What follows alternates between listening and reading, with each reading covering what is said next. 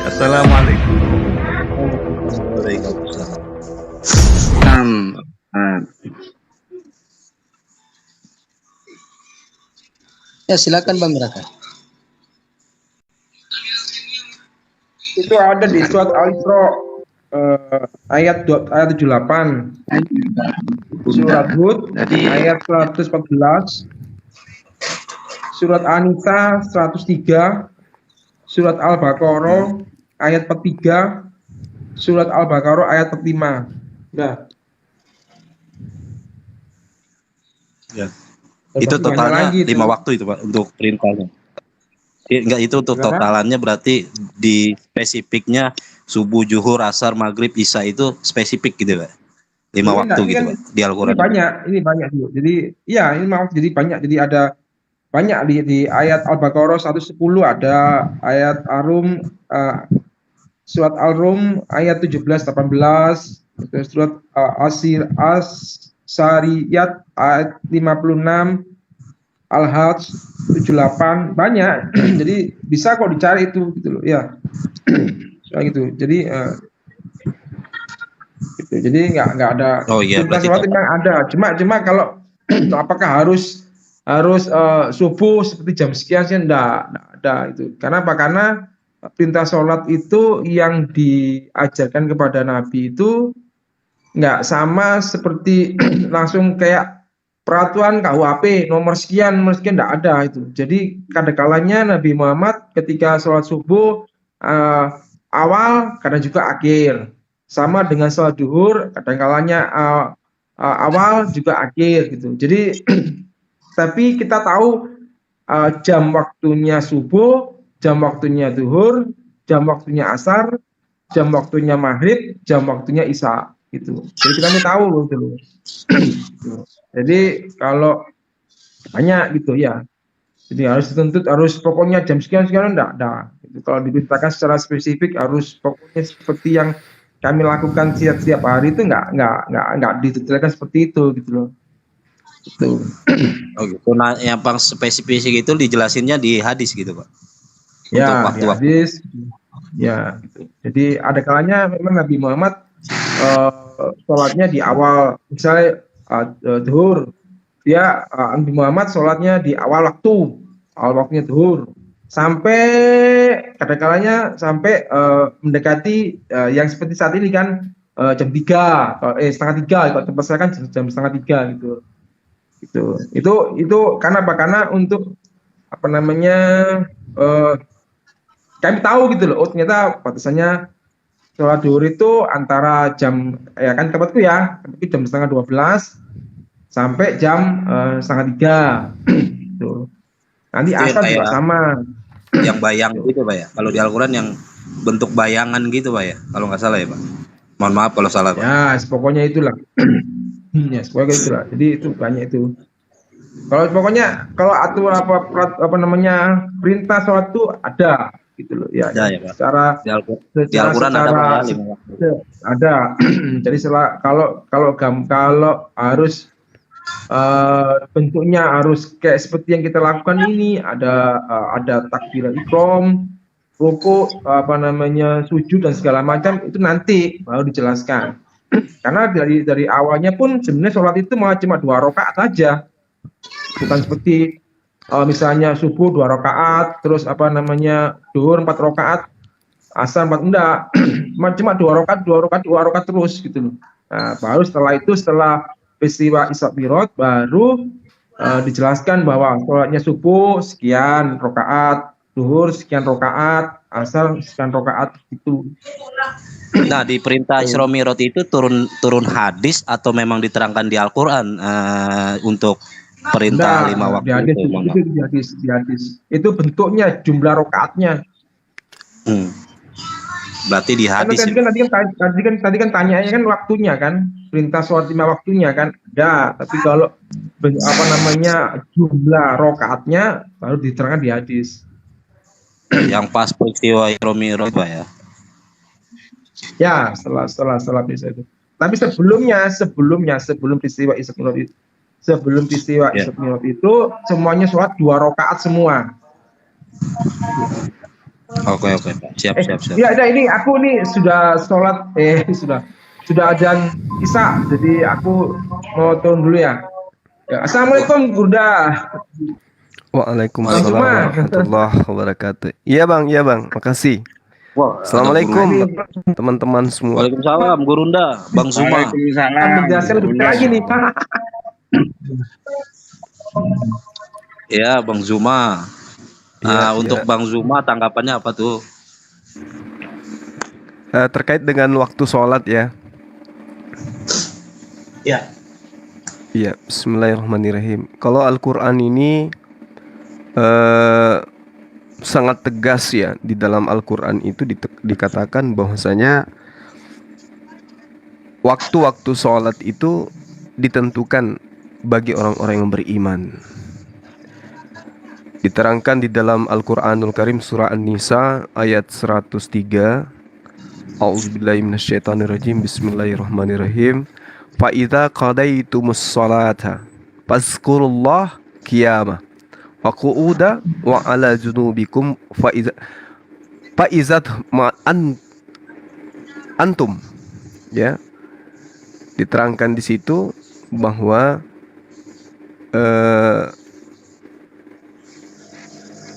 apabila kamu menyelesaikan ibadahmu, sholatmu, ya, kemudian ingatlah Allah ketika kamu berdiri dan pada waktu duduk dan ketika berbaring.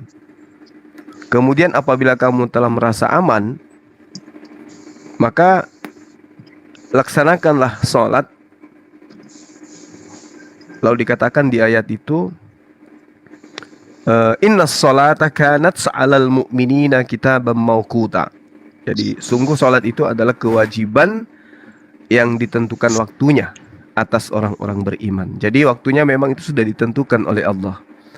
Nah, terkait dengan waktu-waktu yang ada di dalam kaidah Islam berdasarkan Al-Quran, dalam surah Al-Isra ada diterangkan seperti ini. Bismillahirrahmanirrahim. Wa aqimis sholata liduluki syamsi. Jadi di situ dikatakan pada saat sejak tergelincirnya matahari, berarti maghrib. Ya. Ya. Lalu kemudian ila gasakil lail, ya, hingga tergelincirnya sampai gelapnya malam, berarti isya. Lalu Allah mengatakan di sini di ayat ini wa Qur'anal fajri, salat subuh, salat fajar. Inna Qur'anal fajri kana mashhuda. Jadi di situ sudah ada 3 tadi ya. Ya. Ada sholat maghrib, isya, dan juga sholat subuh. Lalu di mana sholat zuhur itu diterangkan? Ya. Nah, Allah menerangkan dalam surah Hud ayat 114. Wa aqimis sholata tarafin nahari wa sulafan minal lail innal hasanati yuzhibunas sayyi'at dzalika zikra lizakirin. Laksanakanlah pada kedua ujung siang. Ujung siang itu satu zuhur, yang kedua adalah azhar. Pada bagian permulaan malam, maghrib. Jadi komplit dalam Al-Quran itu tentang waktu-waktu sholat, sebagaimana yang diterangkan dalam surah An-Nisa ayat 103 yang saya katakan tadi. Innas sholata kanat 'alal mu'minina kitaban mawquta. Jadi waktu-waktunya itu sudah ditentukan. Nah, lalu kemudian ketika ada pertanyaan, ketika ada perintah, misalnya ada perintah, loh, kenapa umat Islam itu dalil-dalil dalam Al-Quran itu banyak yang menerangkan perintah salat, aqimus shalah wa atuz zakah warka'u ma'ar rakiin misalnya. Laksanakanlah salat.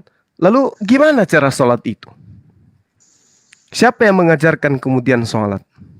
Nah, untuk itulah kemudian Allah mengatakan kepada kami umat Islam, wa ma arsalna mir rasulin illa liyuta'i bi iznillah.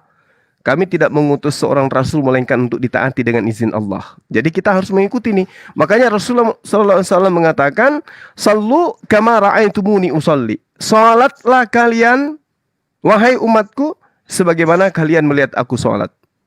Jadi kaidah salat, rukun-rukun salat, sunnah-sunnah salat itu dicontohkan oleh baginda Rasulullah Muhammad SAW, sehingga kami itu mendirikan salat sesuai dengan apa yang dicontohkan. Qul in kuntum tuhibbunallah fattabi'uni. Ikutlah kepada aku, kata Rasulullah. Begitu teman-teman. Ini Pak Ustadz Zuma, apa benar sholat itu diambil dari sebelum Islam itu berdiri? Sepertinya kayak agama-agama lain kan seperti non-Muslim ya, mohon maaf Kristen gitu, itu mereka menyatakan sholat duluan gitu. Apa memang Islam itu menduplikat dari agama sebelumnya atau gimana gitu, Pak Ustadz? Mohon pencerahannya. Iya, iya. Jadi mohon maaf ya sahabat, saya bukan ustadz. Saya hanya ya samalah seperti Anda semua. Teman-teman manggil saya Bang Suma. Ya, Bang Suma. Jadi ketika sholat, ya, nabi-nabi terdahulu memang sholat, itu betul. Nabi-nabi terdahulu itu sholat. Tapi syariatnya tidak sama seperti apa yang disempurnakan di dalam ajaran agama Islam. Kalau prosesinya ada kesamaan, yaitu berdiri kemudian menghadap ke bait suci, lalu kemudian mengangkat tangan, lalu kemudian sujud dan seterusnya. Tapi untuk rukun-rukun seperti kesempurnaan di dalam ajaran agama Islam itu memang tidak sama, dalam arti kata secara spesifik keseluruhannya itu sama, itu tidak. Tapi kaidah prosesi ibadahnya itu sama. Gitu. Makanya kalau kita melihat dari pengajaran Kristologi, ya seperti misalnya Nabi Daud, Yakub, Abraham, Musa sujud di dalam beribadah, termasuk Yesus. Nah, Nabi yang terdekat kepada Rasulullah Muhammad SAW itu kan Islam Kristen tahu, ya, tahu berdasarkan dari seringnya kita berdialog bahwa setelah Nabi Isa atau yang sahabat Kristen katakan Yesus, itu tidak ada nabi lagi, ya, kecuali nabi palsu. Lalu kemudian muncul baginda Rasulullah Muhammad SAW. Nah, sementara nabi yang terdekat dengan baginda Rasulullah Muhammad SAW, yaitu Yesus, itu mengatakan di dalam kitabnya teman-teman Kristen, masih banyak yang ingin aku ajarkan kepadamu, tapi kamu belum sanggup untuk menanggungnya. Jadi memang masih banyak. Bahkan dikatakan di dalam kitabnya teman Kristen di Matius 5 nomor 20, jika hidup keberagamaanmu tidak lebih baik dari ahli Torah, maka kau tidak akan masuk ke dalam kerajaan Tuhan. Artinya sesempurnanya Torah pada masa itu masih akan datang pengajaran-pengajaran yang lebih sempurna daripada hukum Torah. Ya, itulah yang kemudian dibawa oleh baginda Rasulullah Muhammad SAW, syariat Islam. Saya kira begitu, Bang.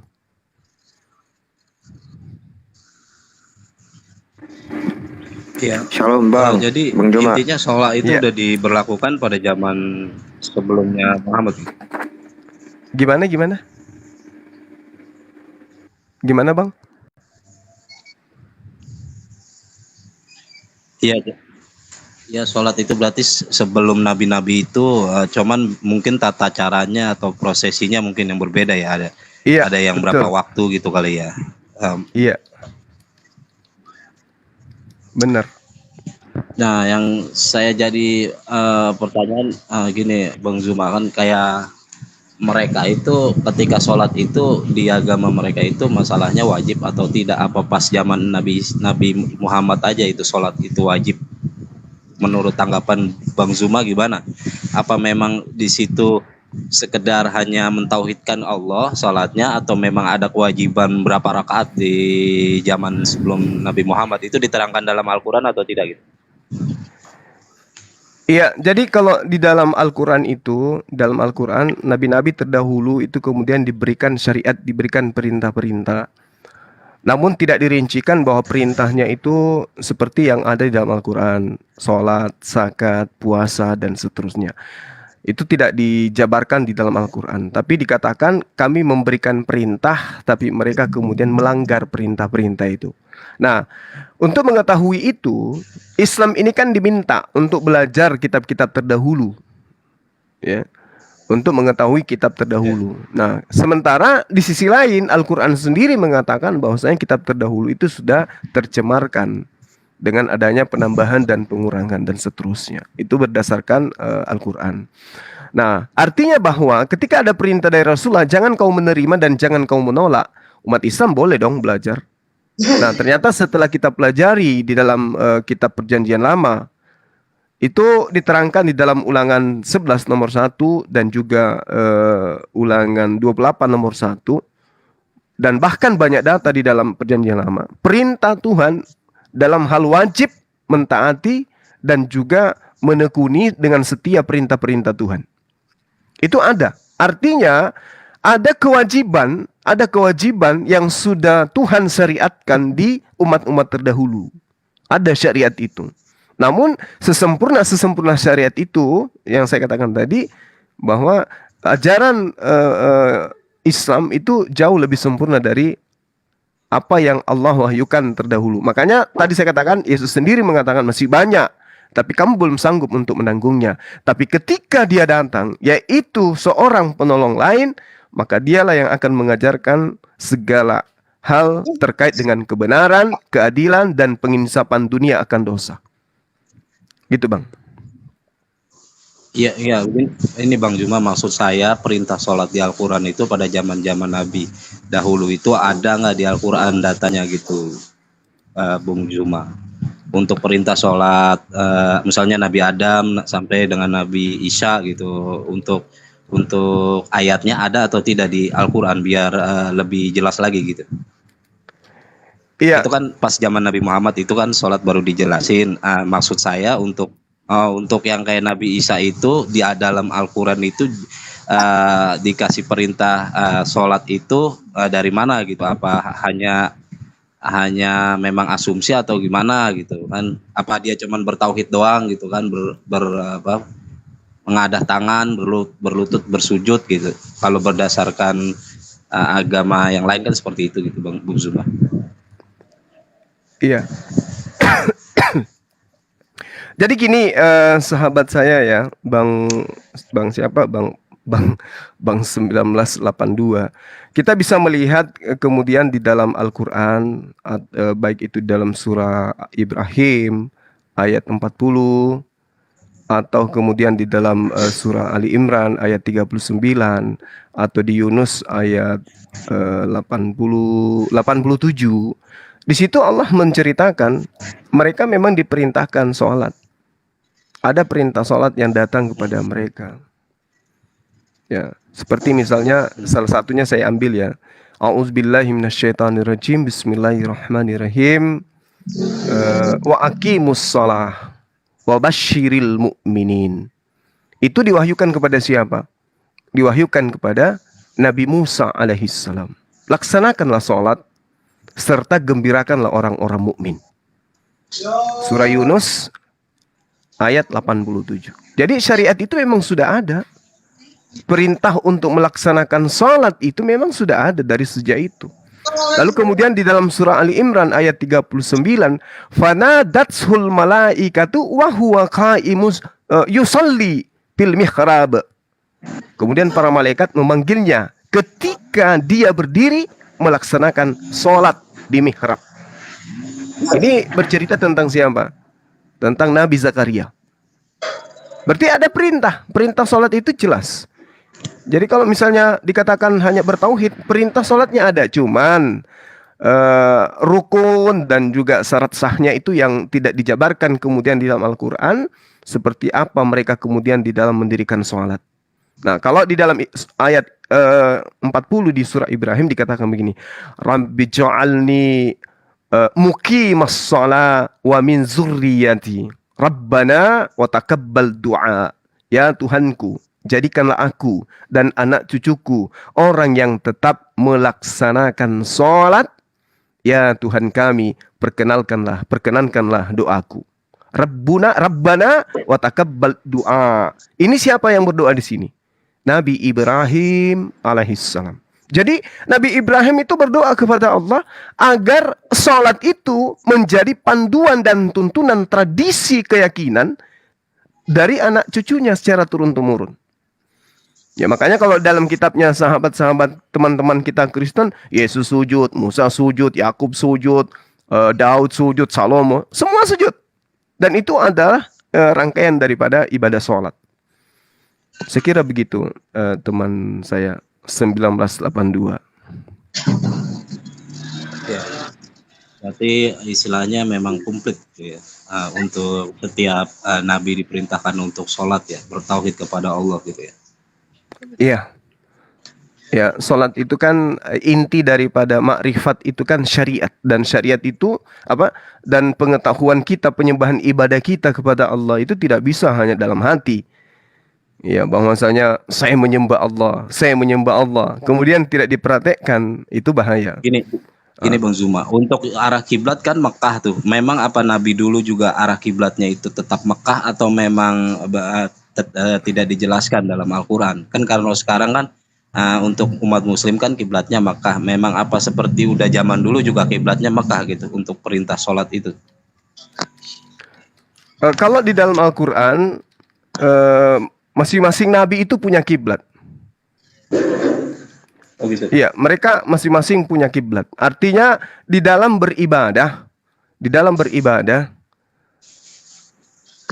para nabi, ya, para nabi itu memiliki arah sujud, arah dalam beribadah. Seperti misalnya Nabi Yakub mengambil kemudian batu, kemudian diminyaki, lalu kemudian sujud menghadap ke bait atau batu yang diambil atau tugu. Dikatakan dalam Al-Quran begini. Bismillahirrahmanirrahim. Walikulli wajhatu huwa muwalliha fastabiqul khaira aina ma takunu ya'tiya bikumullah jami'a. Innallaha ala kulli syai'in qadir. Dan bagi tiap-tiap umat ada kiblatnya yang ia menghadap kepadanya. Nah, mari kita uji kebenaran ini. Ya. Nabi Ishak, ya, keturunannya kemudian itu diwariskan adanya kiblat, arah kiblat. Kemudian Nabi Ismail juga diwariskan adanya kiblat. Makanya Islam ketika pertama datang itu arah kiblatnya itu ke Yerusalem. Karena memang kiblat pertama itu di situ. Untuk Nabi Ishak dari keturunannya itu kemudian Rasulullah sendiri berkiblat ke sana awal mulanya. Kemudian diarahkan kepada Mekah di Ka'bah. Maka perintahnya kemudian fastabiqul khaira, maka berlomba-lombalah dalam berbuat kebaikan. Jadi kalau masalah sholat kemudian arah kiblat, saya katakan Al-Quran menuntun umat Islam untuk mengetahui bahwasanya para nabi itu memang memiliki arah kiblat. Nah, yang jadi masalah sekarang ketika ada yang mengaku agama samawi tapi tidak memiliki arah kiblat untuk beribadah. Gitu, Bang. Bang Patung, tanggapin dong. mohon maaf, Tanggapin. mohon maaf yang di Komal dulu. Ini yang Muslim.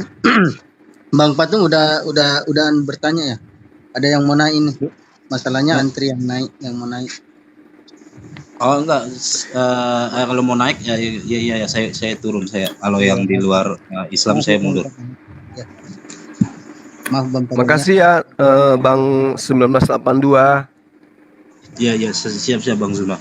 Terima kasih atas ininya. Iya, salam kenal Bang. Silakan Bang Buas. Tanggapin, Bang. Tanggapinnya, Bang. Kayak kenal suaranya ini gua apel. Gua enggak gua Aderio. Siapa lagi Bang Zuma? Iya. Punya ku error. Punya ku error, Bang. Ini satu lagi. Iya. Nah, gua tuh nggak kebayang. Aku tuh nggak kebayang kalau sholat kekristenan itu, khususnya Kristen Ortodoks Timur ya, disebut meniru sholat Islam. Karena memang jauh sebelum baginda Muhammad ada atau lahir, kekristenan Timur itu secara tradisi memang menjalankan sholat. Yang tentunya sholat kekristenan Timur itu berbeda dengan sholat menurut Nabi Daniel dan Daud kan. Karena memang orang-orang Yahudi di zamannya Yesus, bahkan Yesus itu sendiri itu melakukan sholat menurut Nabi Daniel. Tapi sekarang memang sholat itu bukan kiblatnya itu bukan ke gedung lagi seperti di Yohanes 4 ayat 24 kan. Engkau tidak akan menyembah Allah di gunung ini maupun di Yerusalem.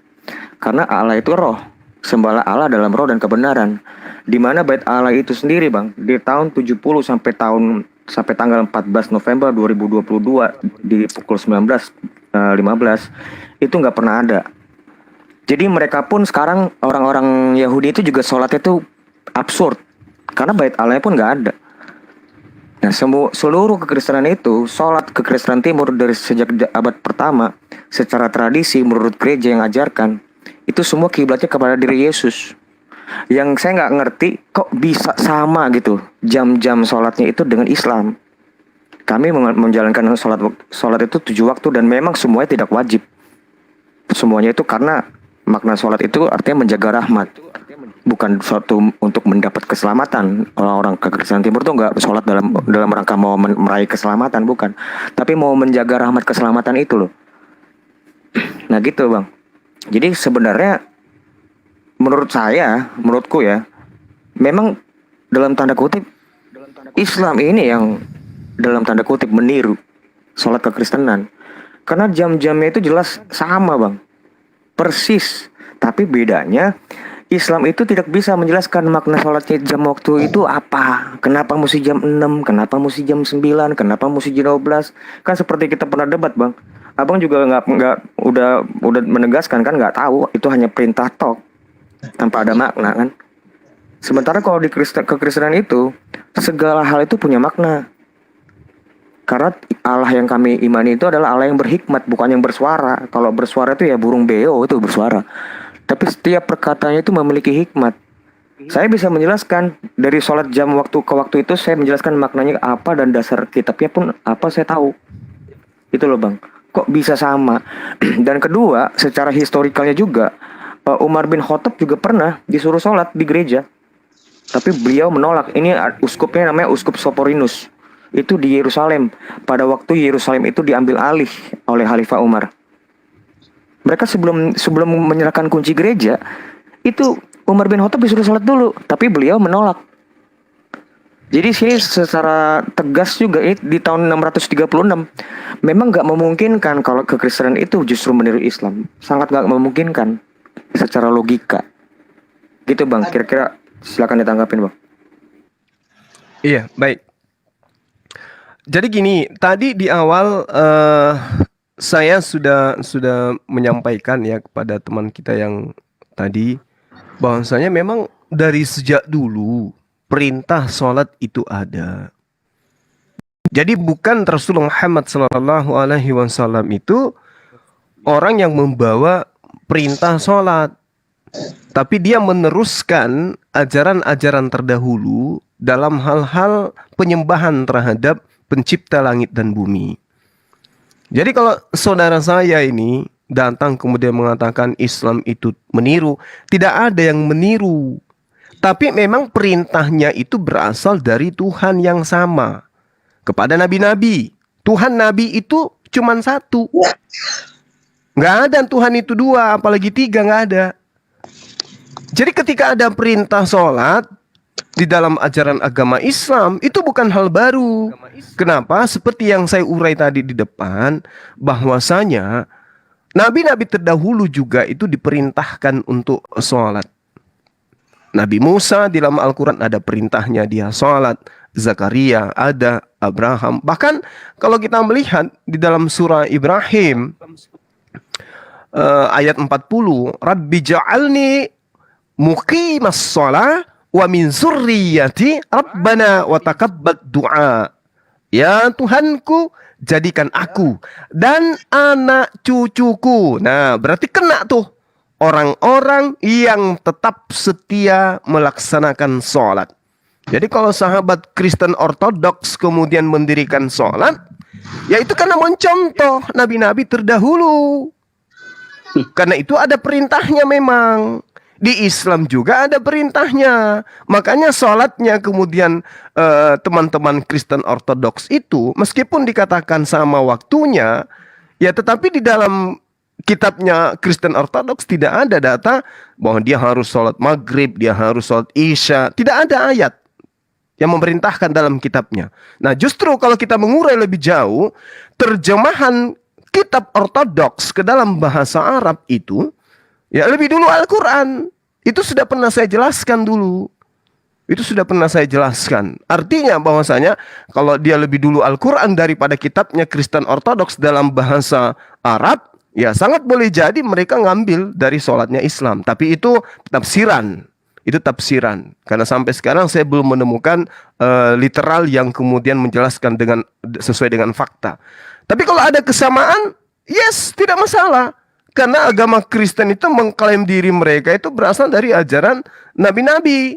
Ya, yang masalah itu kalau kemudian tidak ada sholat di dalam agamanya, hanya musik, ya musik kemudian ya jungkir balik, itu yang masalah. Karena itu tidak dicontohkan, gitu loh, adekku yang ganteng. Silakan. Ya, ya. Bang, aku tambahi Bang Suma ya. Ya dah. Boleh, Oke, Bang. silakan. Iya. Ya, jadi gini loh, kan ada klaim. Jadi mengatakan Aderion bahwa Islam ini seolah-olah mencontek kekristenan. Kekristenan sendiri kan denomnya banyak. Seperti Aderion ini kan denomnya kan ikut ini Kristen Ortodok yang memang memiliki ajaran sholat di dalamnya dengan sholat 7 waktu yang mengikuti misalkan kematian Yesus dan lain sebagainya sesuai jam-jamnya kan begitu. Lalu menghadap ke timur. Kenapa? Selalu ada alasannya. Kenapa menghadap ke timur? Kenapa 7 waktu? Dia jelaskan detail begini-begini. Menghadap ke timur karena Yesus lahir di sebelah timur. Kan begitu. Cuma masalahnya ketika dikatakan Islam mencontek kekristenan itu juga tidak pas. Karena di kekristenan yang sholat di sini kan dari Aderion sendiri, yaitu Kristen Ortodok. Coba tanya teman-teman Protestan, ada enggak mereka sholat? Enggak ada. Mereka nyanyi-nyanyi, joget-joget, nari. Nah, kan ibadahnya kurang lebih seperti itu kalau di gereja. Kalau dikatakan meniru juga enggak pas. Sedangkan Ortodok sendiri, coba lihat Yahudi. Yahudi juga sholat, namanya Tefila atau Selota. Dia punya kiblat namanya Bait Suci Yerusalem. Mereka sholat menghadap ke sana. Sebelum Yahudi pun nabi-nabi terdahulu juga sholat. Disebutkan di kitab Kejadian 28 ayat 24 Abraham sholat. Di kitab Keluaran 34 ayat 8 Musa sujud. Sujud ya dalam arti sujud. Seperti dijelaskan Bang Zuma. Walaupun mereka sholat, syariatnya, detailnya mungkin berbeda dengan sholat yang dilakukan oleh umat Islam. Jadi kalau Aderion mengatakan Islam mencontoh Kristen, dalam hal ini khususnya Ortodok juga nggak pas. Karena Yahudi juga sholat gitu loh, Aderion. Mereka menghadap Bait Suci Yerusalem dengan syariat-syariat Musa pada saat itu. Seperti itu. Mungkin, ya, silakan. mungkin teman-teman ini nggak nyimak yang saya ngomongin ya. Tadi saya bilang, saya nggak kebayang. Sebentar Pak, saya nggak kebayang kalau. Tadi saya sanggah dulu soal Khalifah Umar itu, Ian. Saya lurusin sedikit yang tadi katanya disuruh sholat terus dia nolak. Jadi dari sejarahnya itu kenapa Khalifah Umar nolak sholat di gereja itu sama kardinal? Karena kalau dia sholat di situ tuh gereja bakalan jadikan masjid. Pasukan sudah siap. Di mana Khalifah Umar sholat itu dijadikan masjid. Makanya Khalifah Umar lebih memilih di tanah lapang supaya nggak diganggu gereja orang Kristen. Jadi terus yang Mas Brelok mau sanggah apa? Jadi Masjid Umar sekarang. Yang Mas Brelok mau sanggah itu apa? Suruhan sholat. Enggak, yang mau disanggah itu apanya gitu loh? Kok sama? Saya lurusin ceritanya. Lurusin di mana? Bengkoknya di mana gitu loh? Dia bukan kan sama aja kan, itu cuma nambahin bukan dilurusin. Saya juga tahu, memang saya juga tahu kalau dia sholat di situ. Loh, itu bahkan mau nyerahin kunci gimana sih Pak? Itu memang kamu kira ngapain bukti itu? Di situ. Itu kan lagi serah terima kunci. Umar tidak mau. Memang akan dijadikan masjid gitu loh. Orang Kristen itu. Enggak udah gini, saya rasa ini kayak bukan nambah gitu, cuman hanya mau bukan mau meluruskan. Kamu bukan mau meluruskan, menambahkan boleh.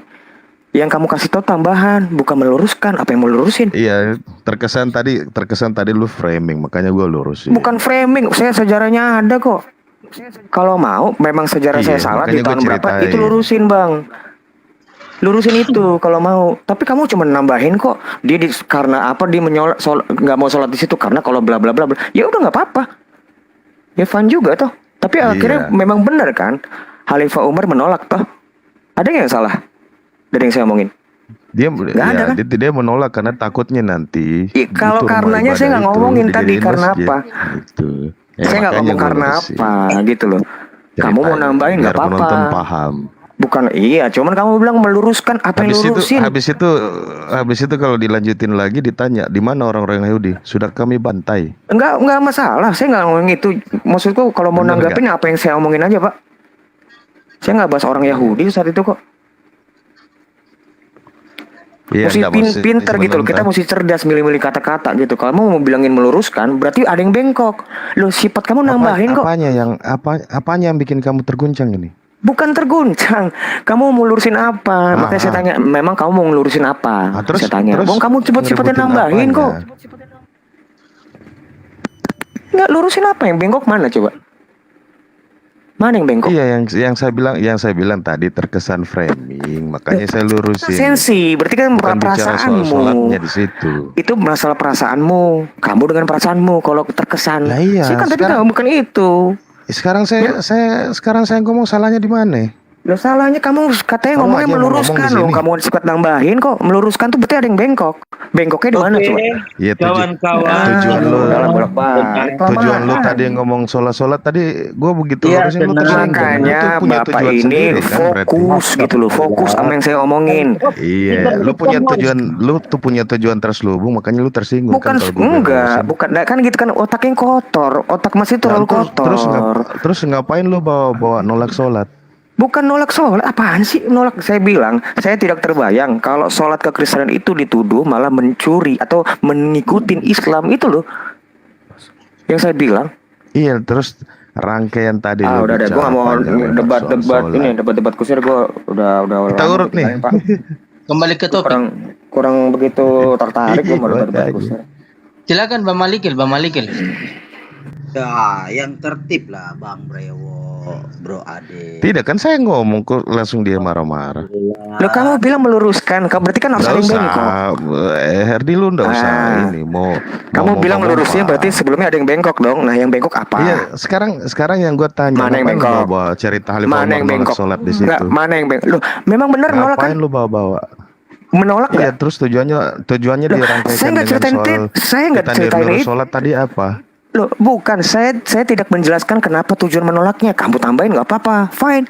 Gue nggak Iya, lu masalah. kan cerita kita niru sholat dari awal nih. Terus lu bawa iya. Khalifah nolak sholat juga di sana. Kisahnya itu hubungannya itu. apa tuh? Loh, bener. Kalau memang kami yang meniru, nggak akan mungkin terjadi hal yang seperti itu. Maksudnya? Loh, kalau memang kami itu disebut Kristen itu yang meniru, nggak akan mungkin kekristenan justru menyuruh si Khalifah Umar itu untuk sholat di gereja. Ya, terus hubungannya sama meniru-niru sholat orang Islam apa itu cerita itu? Loh, kamu kok ngulang-ngulang aja? Tadi kan saya udah Ya, jelaskan. saya nanya, saya pengen tahu tujuannya. Udah lu saya jawab, nyambung-nyambungin ke sudah situ saya jawab, apa? sudah saya jawab, sudah saya jawab barusan. Bos, saya izin apanya turun, yang kita kawan-kawan tangkap? lanjut. Lap, Thank you, Shalom. nggak jelas. Kemana Bang Malikil? Apanya yang gue nanya nih? Udah. Belum Nggak usah. dapat udah turun Malikil. Sabar Aderion, ngapain sih ngegas itu buat apa? Sudah slow aja, santai. Bukan. Ini kan saya santai. Cuman maksudku gini loh, kalian teman-teman Muslim juga milih diksi itu yang benar. Kalau kamu awalnya saya ingin meluruskan, loh yang bengkok emang apa? Iya, yang saya tanya itu. Yang bengkok lu mana? cerita kita Kok lo niru nanya-nanya? sholat, hubungannya Kok hubungannya kamu dengan katanya mau Khalifah Umar meluruskan, nolak kok sholat malah di situ nanya? apa? Kan ini nih Ya nggak kan, benar. apa Bang hubungannya? Lu Bang jelasin Rewo, aja. sebetulnya sudah dijelaskan Tahu, sama Bang Zuma. Masalah tiru meniru itu nggak usah dibahas. Bang Zuma sudah menekankan bahwa ini sebetulnya adalah agama tauhid, ya, agama samawi, Tuhannya sama. Sebetulnya hakikatnya syariatnya itu sama. Udahlah, iya, gitu loh. Udah. Lu Udahlah, kalau terkait ngomong dengan kata-kata tiru meniru itu Kosong. itu Kamu kalau lupain ngomong dulu. kosong. Loh, Bang Zuma kan sudah jelasin tadi. Kau kalau Bahwa ngomong ini kan kosong. Lu hakikat ngapain agama ngegas? ini dari Tuhan yang Enggak, sama. ngegas. Gue bilang cuman Bang Zuma kosong. tadi sudah jelasin ke kamu. Jadi kalau titik poinmu tiru Nangis, meniru nangis. sudah lupakan Nangis. soal Gue tiru tunggu meniru itu. nangis coba. Kacau ini. Sudah dijelasin Bang Zuma masih belum paham. Silakan Gurunda ditekankan lagi terkait tiru meniru. Dia kurang lega soal itu. Ya, saya rasa tadi udah dijelasin gitu. Tidak ada yang meniru, kenapa? Karena ada perintah. yang meniru itu kalau tidak ada perintah di dalam Al-Quran. Tapi faktanya ada, perintah sholat itu ada. Ya, aqimus sholah. Lalu kemudian Rasulullah mengatakan, sallu kama ra'aitumuni usolli. Nah, kalau teman-teman Kristen Ortodoks juga sholat, ya itu artinya memang benar Al-Quran itu. Karena sholatnya Kristen Ortodoks itu pasti ada acuan di dalam kitabnya mereka yang mereka katakan sebagai kitab yang diwahyukan Tuhan kepada para nabi. Dan memang benar perintah untuk sholat itu ada di dalam kitab Kejadian seperti yang dibacakan sahabat kita tadi. Bahkan di dalam Matius juga ada, dalam Mazmur juga ada perintahnya untuk sholat. Yehezkiel, Daniel dan seterusnya itu ada perintah. Yang bermasalah ini yang tidak sholat. Ya, yang Enggak bang, bukan. Dasarnya gitu. bukan kitab bang. Kami itu tadi kan seperti yang gue bilang, itu kan menurut tradisi gereja. Tapi seluruh tradisi gereja itu landasannya kitab. Itu loh, karena perintah Yesus selalu ngomong, ingatlah akan aku, ingatlah akan aku. Makanya kami pun juga ada doa tasbih juga. Kami juga menggunakan doa tasbih juga gitu loh, tentang mengingat, berzikir kan.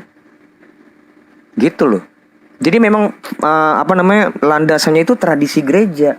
Nah, nyampe ke Islam jadi firman. Gitu loh. Enggak ada, itu ada perintahnya loh, Dek. Nah iya, makanya kan lucu bang. Bukan tradisi, ada perintahnya di dalam di Kristen. Di dalam di Kristen itu bang. Ada perintah. Enggak, di Kristen itu bang, yang dilakukan Kristen Timur itu berdasarkan tradisi gereja. Nah Ya, ini nyampe kan ke Islam tradisi jadi gereja ini kan asalnya kan dari Bible. Iya, cuman fokusnya itu bukan perintah, Nah, itu tapi dia. permasalahan fokusnya itu diri Yesus gitu loh. Karena Yesus pernah ngomong kan, engkau tidak akan menyembah Tuhan di gunung ini maupun di Yerusalem, karena Allah itu roh, sembahlah Allah dengan roh dan kebenaran, bukan ke gedung lagi, bukan ke kiblat suatu building lagi, bukan, tapi diri Yesus itu sendiri. Itu Kalau kiblat saya sih kami. tidak.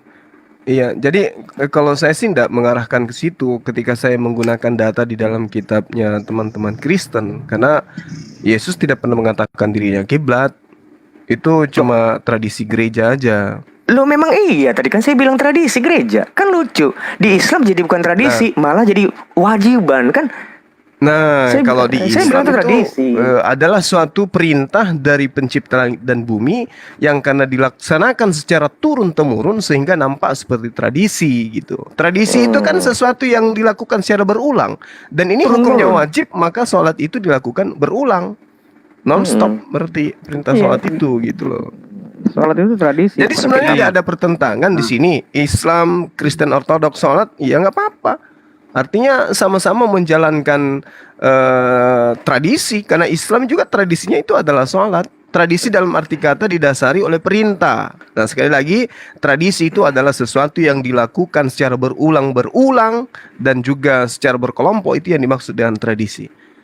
Tapi permasalahannya gini bang, kalau dia ngomong, mungkin aku bisa menengahi masuk. Aderion gini loh, bang Rion. Ngapain lu tengahin? Emang gua berantem? Enggak, maksudnya begini, di dalam kekristenan itu ada perbedaan antara diksi-diksinya itu loh bang. Kalau mereka tuh ngomong ngasal, diksi-diksi saya tengahin. Lu memang gua berantem? Merendahkan, lu otak lu tentu lebih pintar dari orang. Tuh otak-otak lagi nih ngomongin. Udah lanjut silakan.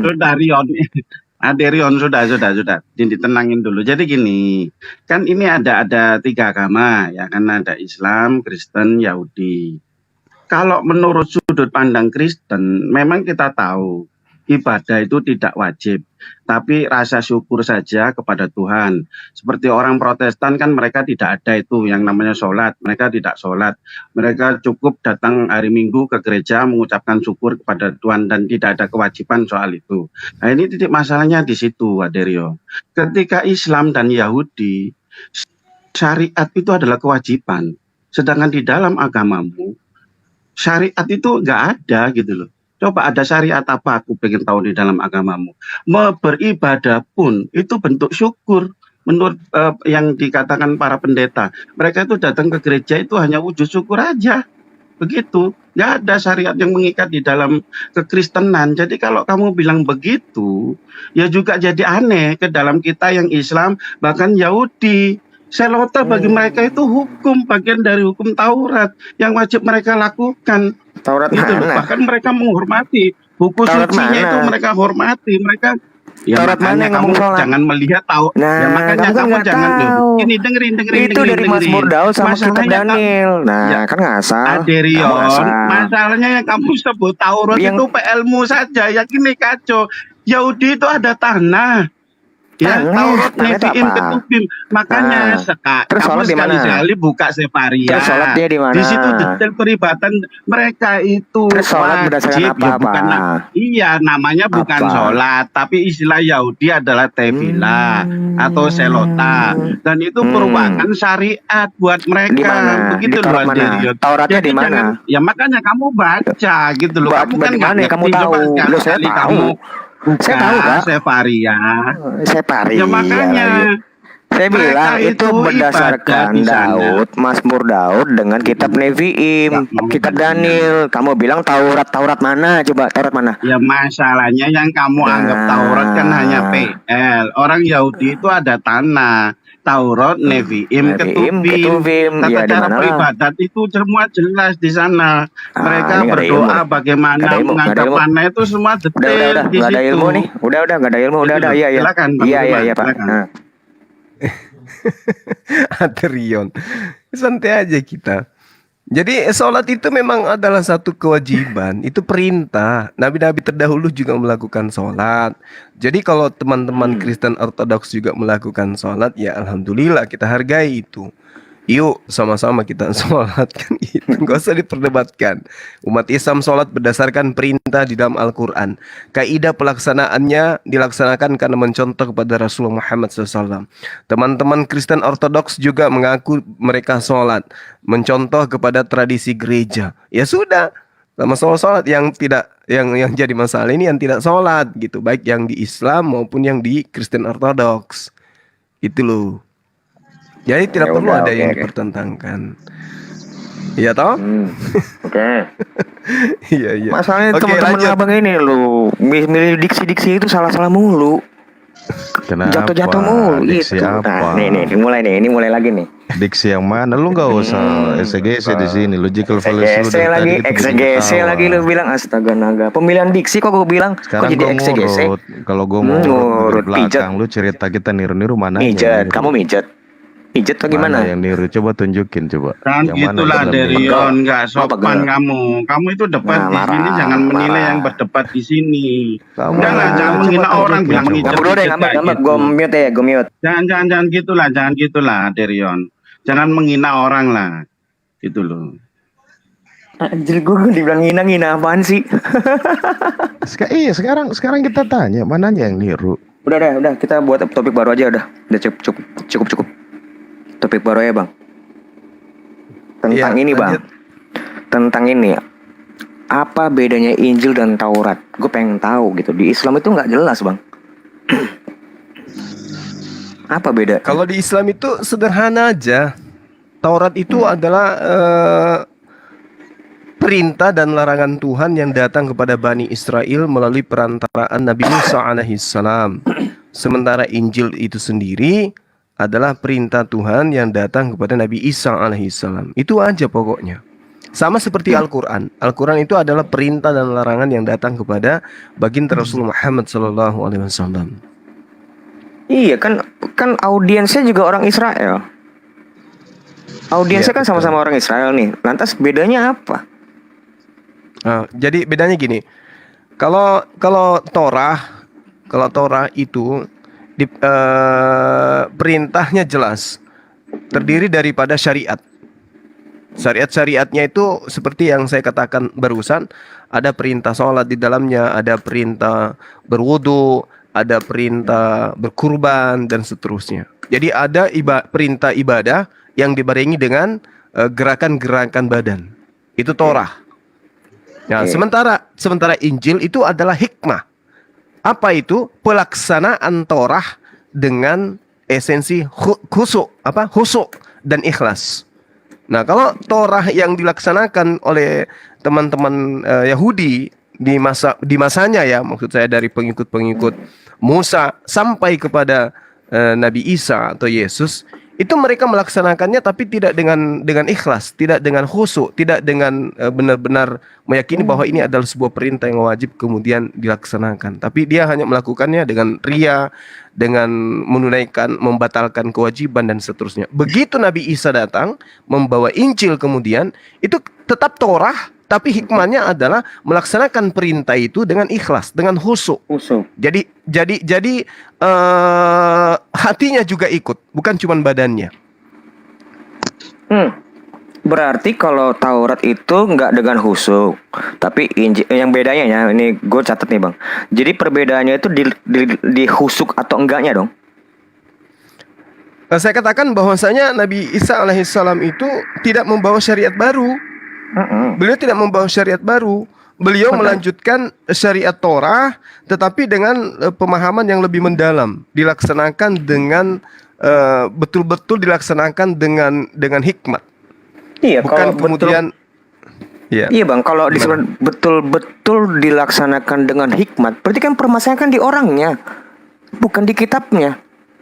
Kenapa mesti ada kitab lagi? Kan gini loh bang, kalau permasalahannya orang Yahudi ini dia nggak melakukan dengan khusyuk, ya digetok kepalanya, bukan dibuat kitab baru. Nah justru saya mau tahu perbedaan Taurat dengan Injil itu apa sehingga perlu ada kitab baru gitu loh. Kalau tentang khusyuk itu kan tentang orang ya, bukan tentang kitabnya. Gitu loh bang, kalau gue secara berpikir logisnya begitu.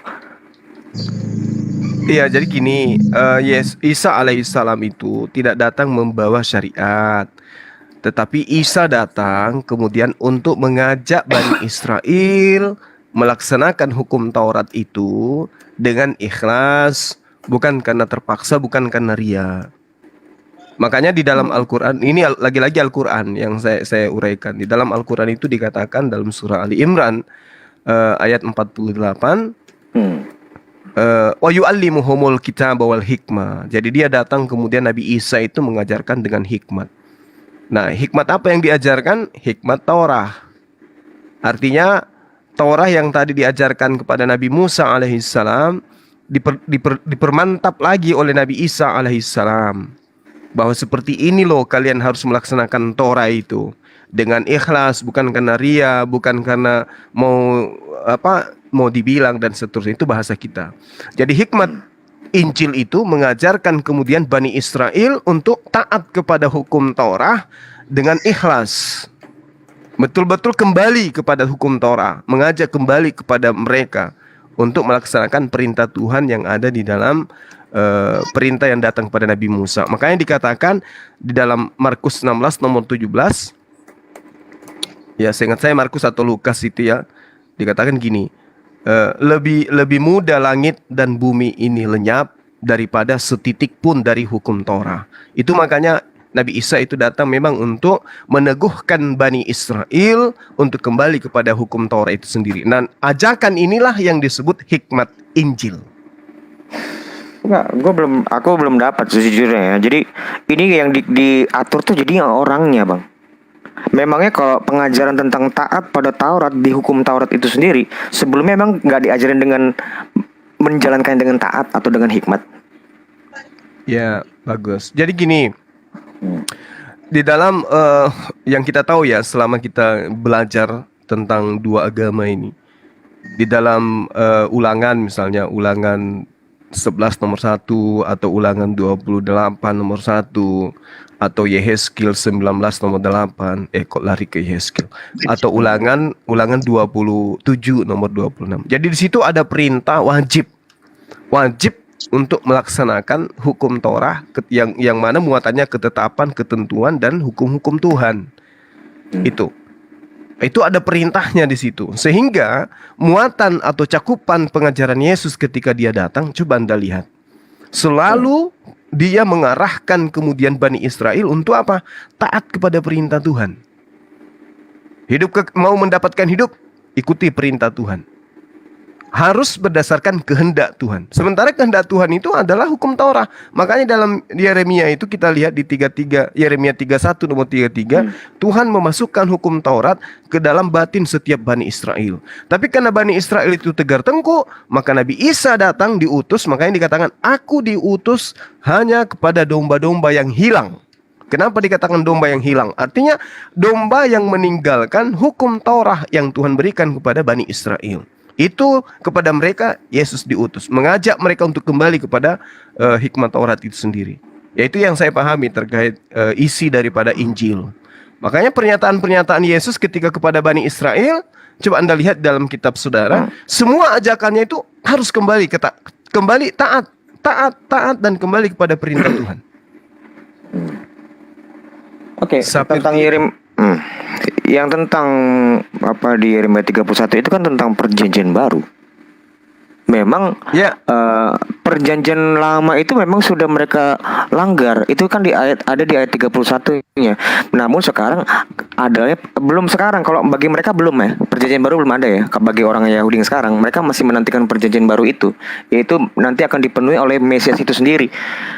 Ya, jadi kalau di kami kekristenan itu perjanjian baru itu ya Matius 26 ayat 28, inilah darahku, darah perjanjian yang ditumpahkan untuk segala umat, segala orang sebagai pengampunan dosa. Memang kan di ayat 34-nya perjanjian baru itu tentang dosa. Perjanjian mengingat tentang dosa. Bukan ngomongin syariat lagi. Nggak ada tentang syariat, karena syariat itu mereka sudah berkali-kali kok, mereka melanggar mulu. Gitu loh, makanya perjanjian baru itu Bang, di dalam kekristenan itu bukan nama kitab. Nama kitab terus kitabnya namanya perjanjian baru, bukan, tapi sebuah perjanjian yang di dalamnya ada klausul.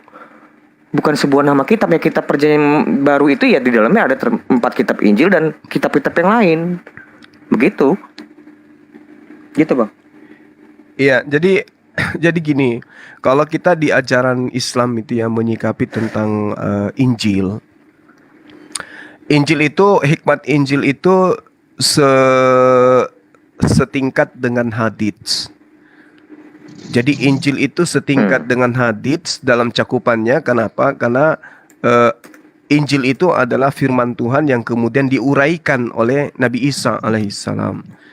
Penguraian Nabi Isa alaihissalam itu berdasar terhadap kitab Torah. Jadi dia menjabarkan kembali apa yang ada di kitab Torah itu. Sama seperti Rasul Muhammad SAW menjabarkan kembali Al-Quranul Karim yang kemudian kedudukannya itu kami katakan sebagai hadits. Nah, hikmat Injil itu adalah pengajaran-pengajaran Nabi Isa alaihissalam terkait dengan hukum-hukum Tuhan yang pernah datang kepada Nabi Musa. Itu yang kami pahami sebagai seorang Muslim. Jadi al-hikmah atau al-hadits itu adalah gambaran dari bagaimana kemudian sosok yang ditunjuk untuk memberikan contoh, untuk memberikan perilaku dalam hal perbuatan, perkataan, kebiasaan, kepribadian, karakter yang harus kemudian diperlihatkan kepada kaum, ya, kepada umat di mana Nabi ini diutus untuk dicontoh. Makanya kalau kita melihat ya dari perspektif Al-Quran di dalam surah As-Zukhruf, Nabi Isa alaihissalam diutus sebagai contoh kepada Bani Israel. Nah, Yesus menggambarkan itu di dalam kitabnya saudara saya ini supaya orang-orang itu mencontoh kepada dia. Makanya dikatakan dia gembala yang baik. Lalu kemudian, jika engkau mengasihi aku, engkau mentaati perintahku, engkau mendengarkan firmanku, jika engkau percaya kepada aku, engkau akan melakukan pekerjaan-pekerjaan yang aku lakukan. Jadi karakteristik yang muncul kemudian di dalam penilaian saya sebagai seorang Muslim terhadap diri Yesus itu adalah penggambaran yang dimana dia datang sebagai nabi, memberikan contoh dalam hal perilaku, perkataan, kebiasaan, kepribadian, karakter di dalam menghambakan diri kepada pencipta langit dan bumi. Jadi kedudukannya di situ tetap saja dia nabi yang diberi hikmah. Kalau Rasulullah hikmah hadits, kalau di dalam Nabi Isa itu adalah hikmah Injil. Nah, terkait dengan perjanjian baru, kalau saya nih ditanya sebagai seorang Muslim, perjanjian baru di situ justru adalah hukum Torah. Hukum Torah itulah perjanjian baru itu. Termaktub di dalam Yeremia yang kita baca barusan, Yeremia 31. Kalau di ayat 31-nya itu adalah perjanjian lama. Bagaimana Allah berjanji kepada Bani Israel untuk mereka memerdekakan dari perbudakan. Nah, perjanjian barunya adalah diberikannya hukum-hukum Torah, antara ketetapan, aturan, dan juga hukum-hukum Tuhan. Itu yang saya pahami. Oke, Aku tambahin ya Bang Zuma. Oke, Boleh ya. Ya, jadi gini, Ya. Bang Aderion harus jelas dulu. Injil yang Abang tanyakan ke kami, umat Islam, apakah memang memiliki persepsi yang sama? Jika Bang Aderion mengatakan Bible atau Alkitab itu sebagai Injil, maka kami menolak. Karena di Bible sendiri itu terdiri dari Taurat, ya, Mazmur, ya, kitab para nabi, surat-surat Paulus, juga ada Injil itu sendiri. Jadi sebetulnya Injil itu apa? Injil itu kembali ke definisi dari Alkitab. Seperti tertulis di Matius 4 ayat 23, Yesus berkeliling mengajarkan Injil. Artinya Injil itu yang diajarkan oleh Yesus itu, yang dia ucapkan itulah Injil. Jadi kalau ada persepsi mengatakan seluruh Bible itu Injil, tidak. Injil itu yang diajarkan oleh Yesus ketika dia berkeliling, dia mengajarkan Injil menurut Matius 4 ayat 23. Nah, itulah Injil. Jadi bukan menurut persepsimu seperti perjanjian lama yang ditulis Lukas, Markus. Enggak seperti itu. Injil itu hukum atau aturan atau wahyu yang diberikan Allah kepada Nabi Isa. Jadi menurut Quran bahwa Nabi Isa, ya Ali Imran ya ayat 49 adalah rasul bagi Bani Israel. Jadi dia datang ke situ dengan 12 rasul, dengan wahyunya yang disebut sebagai Injil, bukan untuk apa-apa, untuk mengenapi kitab-kitab yang dibawa oleh Musa, dan dia tidak membawa syariat baru. Jadi dia datang tidak untuk meniadakan hukum Taurat walaupun sampai langit ini senyap. Jadi dia berkata kepada 12 muridnya, janganlah kalian pergi ke jalan bangsa lain, Samaria, karena aku datang hanya untuk domba-domba sesat dari bangsa Israel. Jadi sinkron apa yang dikatakan Quran, ya dikatakan Quran Ali Imran ayat 49, Isa adalah rasul Bani Israel, sama dengan apa yang dikatakan Yesus sendiri di dalam Alkitab, gitu loh. Jadi itulah yang disebut Injil. Jadi dia datang tidak untuk membawa syariat baru, ya, dan dia hanya menggenapi, menurut kata Alkitab kan menggenapi atau melengkapi ajaran dari Musa itu sendiri.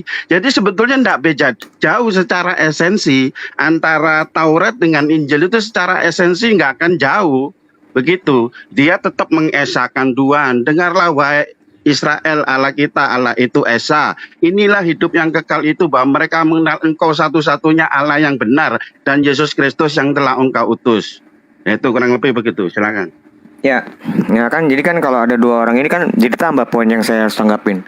Omongan kamu tuh walaupun terkesan sama, banyak poin-poin yang berbeda dengan Bang Juma. Jadi saya minta waktu lebih nih. Oke, pertama tentang terkait sama statementnya Bang Juma, di dalam Islam Muhammad bersaksi tentang Quran, ya kan? Kalau di dalam Islam tuh Muhammad bersaksi tentang Quran. Kalau tadi abang bilang Injil setingkat dengan hadis, itu nggak pas. Itu nggak pas. Karena di dalam Islam Muhammad bersaksi tentang Quran, sementara para rasul itu bersaksi tentang sang firman hidup itu, yaitu Yesus. Yohanes 1 ayat 1. Saya ulangin ya, 1 Yohanes 1 ayat 1. Apa yang kami dengar, apa yang kami melihat, apa yang kami rasa, apa yang kami raba dengan tangan kami, itulah yang kami tuliskan tentang firman hidup itu. Jadi sebenarnya Injil itu lebih tepatnya kalau kamu mau bandingkan bukan ke hadis, tapi ke Allah itu sendiri, gitu. Sementara kalau kaitannya sama baginda Muhammad itu sama persis dengan kalau mau diparalelkan dengan para rasul, karena sama-sama bersaksi, gitu loh. Mereka bersaksi tentang sang firman hidup, baginda Muhammad bersaksi tentang Quran. Diam dulu Pak, belum selesai. Ini kan tadi tentang Bang Juma. Nih si Bapak itu belum. Saya belum membahas nih. Seluruh lanjut. Injil itu bukan hukum. Kamu bilang Injil itu, kamu kan bilangnya Injil itu hukum. Kata siapa? Itu kan karena kamu, si Pak Seraka tadi, karena kamu nggak ngerti arti Injil itu apa. Apa? Betul. Injil itu artinya kabar, bukan hukum. Kabar tentang kerajaan Allah, gitu loh. Itu kabar. Keselamatan. Sebentar dulu Pak. Sebentar. Atau kalau mau Bapak ngomong dulu deh, nggak apa-apa deh. Silakan Pak. Oke, Takutnya hancur gitu loh narasi saya itu loh. Iya. Nah itu Injil itu bukan hukum, bukan Pak. Injil itu artinya kabar. F itu artinya baik, Angelion itu kabar. Injil itu kan sebenarnya serapan dari bahasa Yunani. Memang kau pikir itu asli bahasa Arab? Asli bahasa Arab Injil itu? Bukan. Itu dari bahasa Yunani. Diserap ke dalam bahasa Arab, mereka menyebutnya dengan kata Injil. Nah, Injil itu sendiri yaitu kabar, bukan hukum. Loh, kalau hukum itu kan sudah diturunkan sebelumnya dari melalui Taurat. Mereka melanggar. Nah, kali ini enggak. Perjanjian baru itu bukan ngomongin tentang syariat. Kamu baca di Yeremia 31 ayat 34 atau 33 dan 34. Itu jelas kok. Itu bukan syariat. Oke, kira-kira begitulah. Oke, menggenapi itu bukan melengkapi. Menggenapi itu bukan melengkapi, tapi memenuhi. Melengkapi itu apaan? Sebelumnya tuh Taurat itu sempurna adanya, nggak perlu pelengkap. Tapi di dalamnya terdapat nubuat-nubuat yang memang harus digenapi. Justru karena ada Taurat inilah Yesus itu datang. Aku datang, kan di Matius 5 ayat 17 atau berapa ya? Oh ya, Matius 5 ayat 17 kan dijelaskan. Aku datang bukan untuk meniadakan, melainkan untuk menggenapi kan. Justru dia datang itu karena ada Taurat. Karena Taurat itu menulis tentang dia. Lukas 24 ayat 44, harus tergenapi semua apa yang tertulis tentang aku di kitab Taurat, di kitab Nabi-Nabi dan kitab Mazmur. Lukas 24 ayat 44. Itu yang Yesus mau penuhin gitu.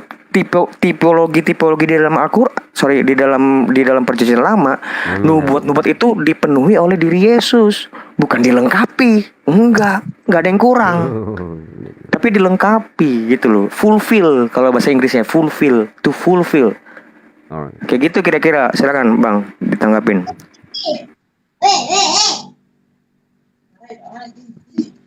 Oke, baik. Lebih Jadi tajam lagi. iya. Jadi yang saya katakan tadi deh, bahwasanya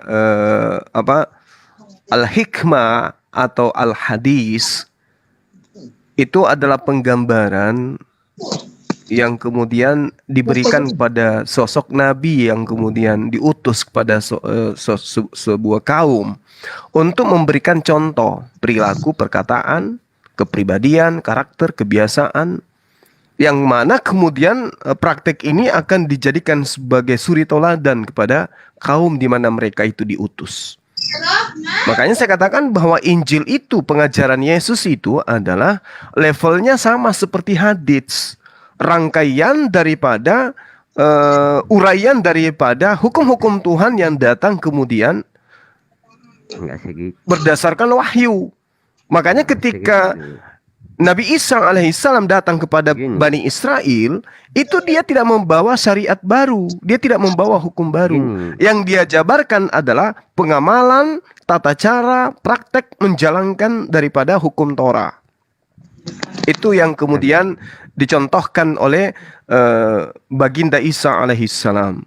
Nah, kalau misalnya teman-teman Kristen mengatakan Yesus itulah Injil itu sendiri, atau Injil itu adalah kabar baik itu sendiri, tapi pada faktanya di dalam kitab yang kemudian saudara imani sebagai firman Tuhan, banyak berita-berita yang tidak mengenakkan, yang tidak pas disebut sebagai kabar gembira.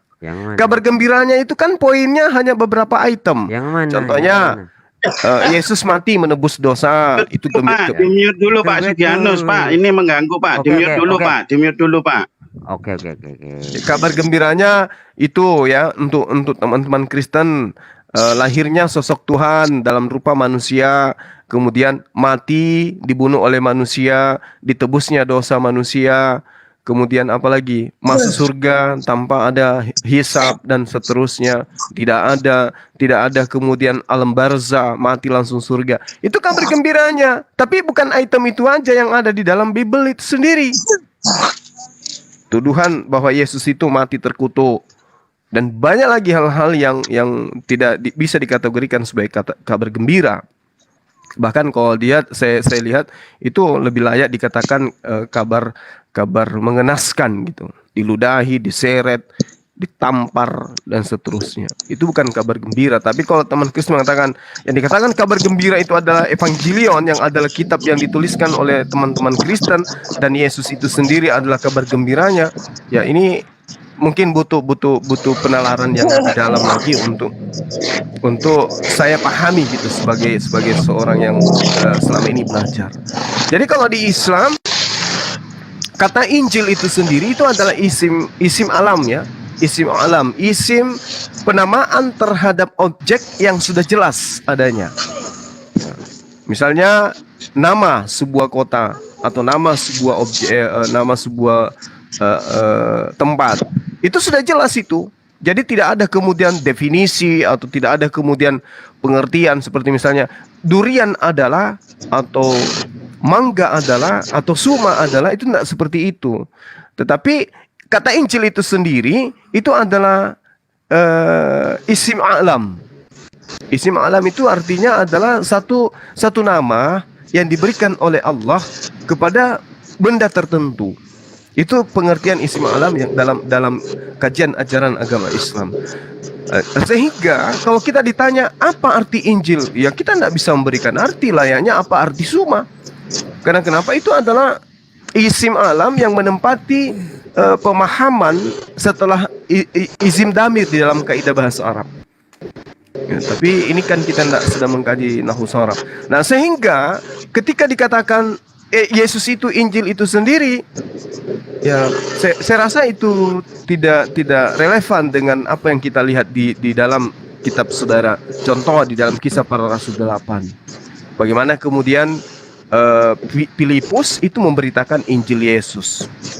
Artinya kalau Filipus memberitakan Injil Yesus dan kemudian Yesus ini menerima firman dan menyatakan firman kepada Bani Israel, artinya dia menjabarkan. Artinya dia menjabarkan firman Tuhan yang datang kepada dirinya. Dia sampaikan. Artinya bahwa Nabi Isa alaihissalam dalam hal ini Yesus yang datang sebagai firman dan juga penyampai firman, itu ada muatan firman yang disampaikan. Ada muatan firman yang disampaikan sehingga penyampaian firman itu berisi perilaku, perkataan, kepribadian, karakter dia yang kemudian dijadikan sebagai hikmat Injil. Sama seperti baginda Rasul Muhammad SAW, al-hadits itu juga bisa dikatakan al-hikmah. Artinya uraian daripada seluruh aspek yang ada di dalam kitab suci Al-Quranul Karim, itulah yang disebut hikmah, yang dicontohkan. Begitu juga Nabi Isa alaihissalam, uraian firman Tuhan yang ada dalam kitab Torah, itulah yang kemudian dijabarkan, itulah yang kemudian disebut hikmat Injil. Saya kira begitu, saudara saya yang ganteng. Ini suara apa ya? Suara saya atau apa yang terima? Bukan Pak, si host. Dia kan nggak bisa. Oh iya. Oke, dilanjut. Enggak, tentang Saya tambah ya Bang Zuma, terkait dengan ini Aderion. Kamu kan mengatakan Injil tadi itu bukan hukum. Coba kita lihat di Perjanjian Baru di Markus 12 ayat 29. Jawab Yesus, hukum yang terutama ialah, dengarlah hai Israel, Tuhan Allah kita, Tuhan itu Esa. Jelas ya, Yesus berkata dengan kata hukum di kitab Markus 12 ayat 9. Ini yang mengomentari tentang hukum. Yang kedua, kamu mengatakan bahwa Yesus itu adalah firman itu sendiri. Jadi tidak seperti yang dikatakan Islam bahwa Yesus itu menerima firman dari Tuhan. Seperti itu, yang seperti diyakini umat Islam. Oke, kita buka Yohanes pasal 14 ayat 24. Teman-teman mungkin juga mau bisa membaca. Yohanes pasal 14 ayat 24. Barang siapa tidak mengasihi aku, ia tidak menuruti firmanku. Dan firman yang kamu dengar itu bukanlah daripadaku, melainkan dari Bapa yang mengutus aku. Dengar ya. Firman yang kamu dengar itu bukanlah daripadaku, melainkan dari Bapa yang mengutus aku. Oke. Yohanes 8 ayat 28. Mari kita baca. Apakah benar Yesus firman atau memang dia diberi firman seperti yang dikatakan oleh Islam bahwa dia menerima firman dan firman itu adalah Injil? Kita buktikan. Yohanes 8 ayat 28. Maka kata Yesus, apabila kamu telah meninggikan anak manusia, barulah kamu tahu bahwa akulah dia, dan bahwa aku tidak berbuat apa-apa dari diriku sendiri, tetapi aku berbicara tentang hal-hal sebagaimana diajarkan Bapa kepadaku. Jadi aku berbicara tentang hal-hal sebagaimana diajarkan Bapa kepadaku. Jadi siapa yang mengajari? siapa yang diajari, dan apa yang diajarkan. Jelas ya, yang mengajari adalah Bapa, yang diajari adalah Yesus, yang diajarkan adalah Injil. Jadi di sini 2 ayat aja sudah bisa mengkonter bahwa Yesus adalah firman itu sendiri. Menurut 2 ayat ini, Yesus diberi firman. Silakan. Baik. Kemarin ini kan sudah saya jelaskan sebenarnya sesungguhnya kalau maupun saya akan tanggapin itu akan melebar dan nggak apa-apa. Gue terima melebarnya itu juga nggak apa-apa. Yohanes 17 ayat 8 kan sudah jelas disebutnya. Segala firman yang telah kau sampaikan telah kusampaikan kan gitu kan kira-kira di mana Yohanes 17 ayat 8 ntar ya. Ntar saya jelaskan dulu nih Pak ya teksnya karena gue mesti baca ayatnya dulu. Ini sebenarnya udah berkali-kali teman-teman saya juga udah menjelaskan ini sebenarnya. Oke, sini Pak. Nih, sebab segala firman yang engkau sampaikan kepadaku telah kusampaikan kepada mereka dan mereka telah menerimanya. Ini Yesus, ini adalah konteksnya pada waktu Yesus berdoa kepada murid-murid. Ini Yohanes 17 itu adalah doa Yesus kepada murid-muridnya nih. Oke. Sebab segala firman di situ kata firman di situ Pak ya itu berbeda dengan kata firman di dalam Yohanes 1 ayat 1. Yohanes 1 ayat 1 itu disebutnya hologos. Tapi kalau di sini itu disebutnya remata. Tapi kalau kamu membaca hanya terjemahan baik hologos maupun remata ya diterjemahkan firman. Tapi kan saya beda.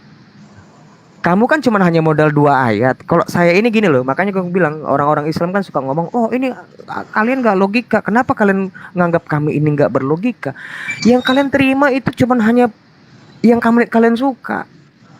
Sementara kitab kami ini, saya ini mengimani ini seluruhnya utuh. Bagaimana seorang yang mempelajari utuh secara komprehensif, logikanya itu lebih rendah dibanding kamu yang cuma hanya nyomot ayat-ayat. Gak akan mungkin Pak.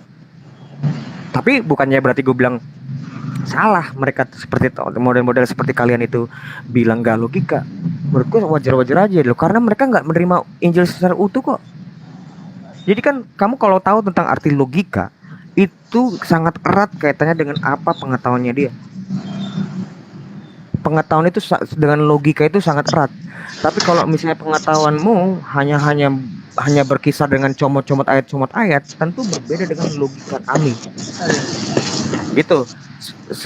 Ilmunya begini yang gue mau ngasih ilmu sama kamu ya Pak. Tentang kata firman di sini kalau kamu cek bahasa aslinya itu adalah remata.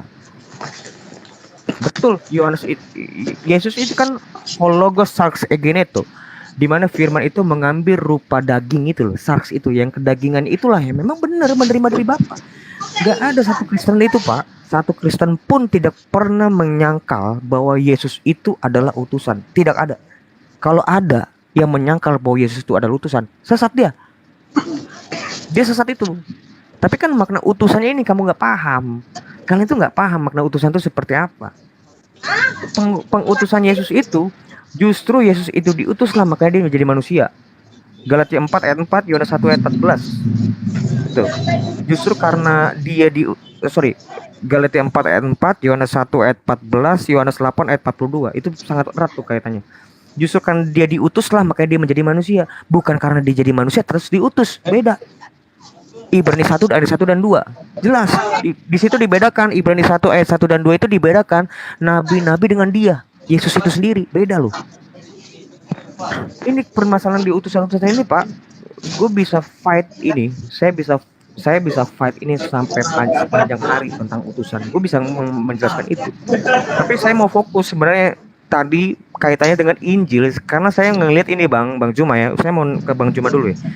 Saya tuh nggak ngelihat di Quran itu tuh esensi dari Injil itu urgensinya itu turun buat apa nggak tahu loh, bener. Urgensinya itu loh Bang. Saya nggak benar-benar nggak paham kenapa dia itu mesti turun. Kenapa Injil itu mesti ada? Lalu apa bedanya Injil dengan Taurat? Saya nggak ngelihat itu loh dari tadi loh Bang. Poin gue itu maunya itu loh sejak mula ya. Gue mau sih sebenarnya balik lagi ke awal, gitu loh Bang. Apa bedanya Injil dengan Taurat? Kalau cuma hanya beda zaman, terus nggak ada bedanya apa? Untuk apa? Beda zaman, tapi bedanya tuh beda di kitabnya itu nggak tahu kita. Bedanya itu apa? Yang saya lihat tuh sama aja semua kitab jadinya. Gitu Bang. Boleh nggak gue fokus sama Bang Juma aja? Jadi gue tuh mau fokus gitu loh. Jadi gue nggak mau banyak cabang gitu. Boleh nggak Bang? Host. Jadi gue nggak mau debat. Gue nggak berdebat tentang Quran, nggak, no. Gue nggak berdebat tentang Muhammad, nggak. Gue mau berdebat tentang Injil. Boleh nggak? Ya lanjut aja deh, nggak apa-apa. Udah abang tanggapnya ya Bang. Gue udah selesai. Ya, jadi gini. Abang ngomong host ya. Oke, jadi gini, kita harus akui dulu, teman-teman harus akui dulu bahwa apa yang diterangkan oleh Al-Quranul Karim terkait dengan diutusnya Nabi Isa alaihissalam, yaitu mengajarkan hikmat Injil. Injil dalam arti kata firman Tuhan yang datang kepada Yesus atau Nabi Isa, yang kemudian diuraikan Nabi Isa kepada Bani Israel. Itu dulu. Kita harus akui dulu dengan jujur bahwa itu betul. Nah, lalu kemudian ketika ditanya bahwasanya apakah kemudian Nabi Isa mana Injil yang kemudian diajarkan oleh Yesus kepada Bani Israel. Nah, saya katakan begini. Al-Quran menerangkan alladzina atainahumul kitaba ya'rifuna kama ya'rifuna abna'ahum wa inna fariqam minhum la yaktumunal haqqa wa hum ya'lamun. Pasti kata Al-Quran, pasti mereka akan menyembunyikan. Ketika Torah itu diberikan, Injil itu diberikan, pasti mereka menyembunyikan sebagian dari mereka. Itu yang diterangkan oleh Al-Quranul Karim. Nah, apa pembuktiannya nih? Supaya saya tidak mengada-ngada berdasarkan Al-Quran, cuma nuduh aja. Seperti data yang disajikan oleh sahabat kita tadi, Yohanes 17 nomor 14. Di situ sudah sangat jelas kemudian Yesus menerima firman, dan firman itu telah dia sampaikan. Firman yang ada yang diterima oleh Yesus, ya betul, bukan tidak sama seperti hologos yang ada di Yohanes 1 nomor 1, itu bukan. Karena itu adalah kaitannya dengan kalam.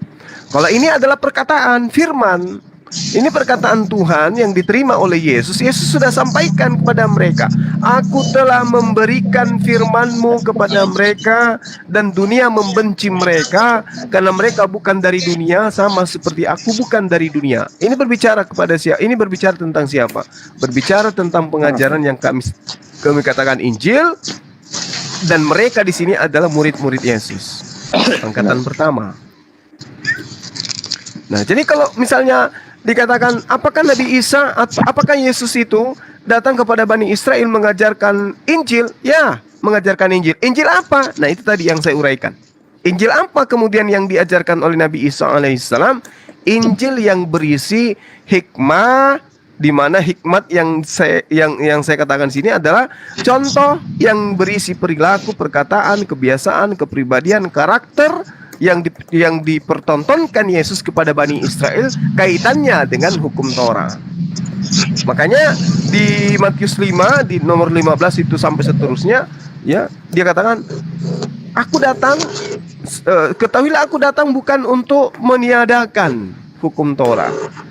Artinya memang dia datang untuk menjabarkan hukum Torah itu, dia genapi, artinya dia lengkapin yang tadinya tanpa prosesi yang sudah ditinggal kemudian, makanya dikatakan diutus untuk domba-domba yang hilang. Nah, mereka yang meninggalkan kemudian prosesi-prosesi yang sudah dicontohkan itu dikembalikan oleh Yesus untuk mereka praktekkan. Makanya dikatakan dalam Yohanes 10 nomor 27, aku mengenal pengikutku, pengikutku mengenal aku, mereka mendengarkan perkataanku dan mengikuti aku. Jadi sekelompok manusia yang mengikuti apa yang dilakukan oleh Yesus, pekerjaan Yesus sebagaimana di dalam Yohanes 14 nomor 12, itulah pengikutnya. Itulah pengikut Yesus yang mencontohkan perilaku yang Yesus jadikan sebagai acuan, sebagai kebiasaan, kepribadian, karakter, perkataan. Dalam hal ini, dalam ajaran agama Islam itu adalah hadits. Jadi perkataan Rasulullah, perbuatan Rasulullah, keputusan Rasulullah yang harus diikuti. Nah, ini yang dikatakan al-hikmah atau hadits. Nah, ini juga yang berlaku terhadap Nabi Isa alaihissalam. Al-hikmah, makanya dikatakan hikmat Injil, seperti ayat Al-Quran yang saya uraikan kepada saudara kita tadi. Wa yu'allimuhumul kitaba wal hikmah wat tara wal Injil. Itu dalam surah Ali Imran ayat 48. Iya. Nah, makanya sedikit lagi, makanya tidak ada kemudian kesinambungan antara kitab kanonik dengan pengajaran Yesus dalam perspektif sama seperti Al-Quran yang diajarkan oleh baginda Rasulullah Muhammad SAW, lalu kemudian Rasulullah Muhammad SAW memberikan legitimasi terhadap Al-Quranul itu sendiri. Khairukum man ta'allama Al-Quran wa 'allamahu. Itu legitimasi jelas dari baginda Rasulullah Muhammad SAW. Nah, Yesus sendiri tidak memberikan legitimasi terhadap Injil yang buku yang Anda katakan Injil. Kenapa? Karena sesungguhnya hikmat Injil yang Yesus ajarkan itu bukan ini, bukan yang Anda imani. Tapi berita-berita yang terjadi terhadap Yesus dengan Injilnya Yesus, dengan murid-muridnya Yesus, itu dicatat oleh mereka. Jadi kalau kita lihat ini adalah riwayat atau sejarah, tidak duduk dalam level hadits, apalagi firman Allah. Itu yang saya katakan kepada saudara. Silakan. Ya. Baik, terima kasih Bang Juma. Yesus tidak memberi legitimasi, itu salah. Itu jelas salah, Bang. Mereka itu diberi legitimasi. Di Matius 28 ayat 20 jelas bahwa ajarkanlah mereka, kurang lebih seperti ini ya, gue mungkin salah miss sedikit lah. Ajarkanlah mereka tentang apa yang telah kuperintahkan kepadamu. Perintah itu legitimasi itu. Ini suatu otoritas yang diberikan kepada murid-murid. Nah, ajaran-ajaran itu kan ada dua. Ada ajaran tertulis dan ada ajaran tidak tertulis. Nah, itu dilakukan oleh para rasul. Kalau abang bilang nggak ada legitimasinya, loh nggak mungkin, nggak akan pernah mungkin itu terjadi, baik secara teologis maupun secara historis. Itu terbukti, Bang. Secara teologisnya itu jelas di Matius 28 ayat 20, dan ajarkanlah mereka, itu kan memberi legitimasi. Nah, yang saya heran justru gini, kalau misalnya kita kaitkan dengan itu, Bang, ini gue lagi mau mencoba lebih kerucut lagi, Bang, lebih kritis lagi. Yang saya heran, legitimasi apa yang diberikan Isa kepada Hawarion? Legitimasi apa itu? Saya nggak ngeliat tuh, saya belum pernah melihat loh ada legitimasi yang diberikan Isa atau bahkan Allah sekalipun terhadap Hawarion. Karena nih saya lihat Hawarion itu adalah seperti tokoh pembantu gitu loh. Yang saya nggak jelas maknanya ini apa nih Hawarion nih. Nah, coba kita masuk ke situ, Bang. Boleh nggak abang jelaskan? Itu Hawarion tuh ngapain itu dia? Jadi ngapain itu, Bang? Silakan, Bang. Iya. Baik. Bang Mamru. Sebentar Bang Juma. Bang Mamru. Bang. Waduh, ini distract loh, orang kita ngomong juga pusing. Bang Mamru.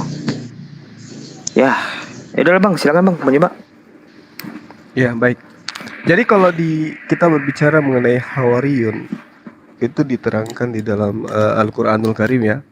Dalam surah As-Saff, ya. Surah As-Saff itu diterangkan begini. Bismillahirrahmanirrahim. Ya ayyuhalladzina amanu kunu ansarallah kama qala Isa bin Maryam lil hawariyin. Man ansar ilallah. Siapa yang akan menolong? Ya, siapa akan menjadi?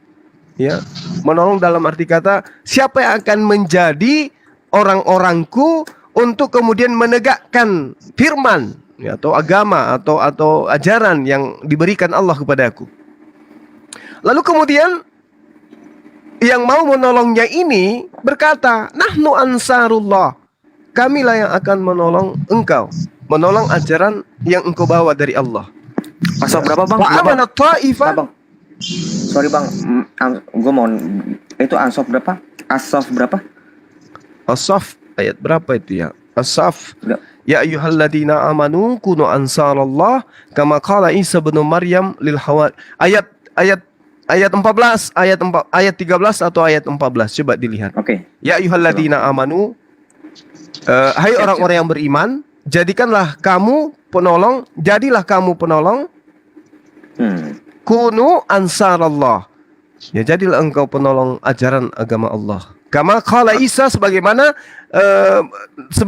Isa berkata, ya, lil hawariyin, kepada orang-orang Hawariyun. Itu yang diterangkan di situ. Jadi kalau berbicara mengenai Hawariyun, maka dikatakan orang-orang ini akan berkata, kamilah penolong-penolong agama Allah. Lalu segolongan dari Bani Israel beriman, dan segolongan lainnya itu kufur atau ingkar terhadap ajaran yang dibawa oleh Nabi Isa alaihissalam. Lalu Allah mengatakan, fa'ayyadna alladhina amanu ala aduwwihim fa'asbahu zahirin. Maka kami berikan kekuatan kepada orang-orang yang beriman terhadap musuh-musuh mereka. Lalu mereka menjadi orang-orang yang menang. Begitu Bang. Begitu deh. Oke Bang. Ya. Ini agak menarik nih. Gue boleh nggak gue izin mengkritisin Asaf ayat 14 ini Bang? Silakan, Ya. silakan. Wahai orang-orang yang beriman, ini maaf nih kalau gue salah nih ya, abang boleh perbaiki nih. Wahai orang-orang yang beriman, ini merujuk pada para ke Hawariyunnya toh. Jadilah penolong-penolong Allah, sebagaimana Isa putra Maryam berkata kepada pengikut-pengikutnya yang setia, siapakah para penolongku menuju kepada Allah?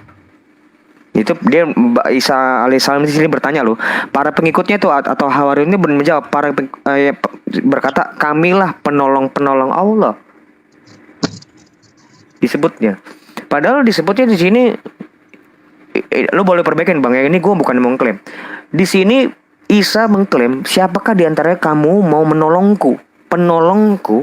Tapi jawabannya para Hawariyun, kamilah penolong Allah. Itu gimana Bang? Silakan Bang. Iya, iya. Jadi ayat ini memang di situ diterangkan bahwasanya bukan Allah dalam arti kata wujud atau hakikat daripada Allah itu yang ingin ditolong, tetapi adalah ajaran yang datang kepada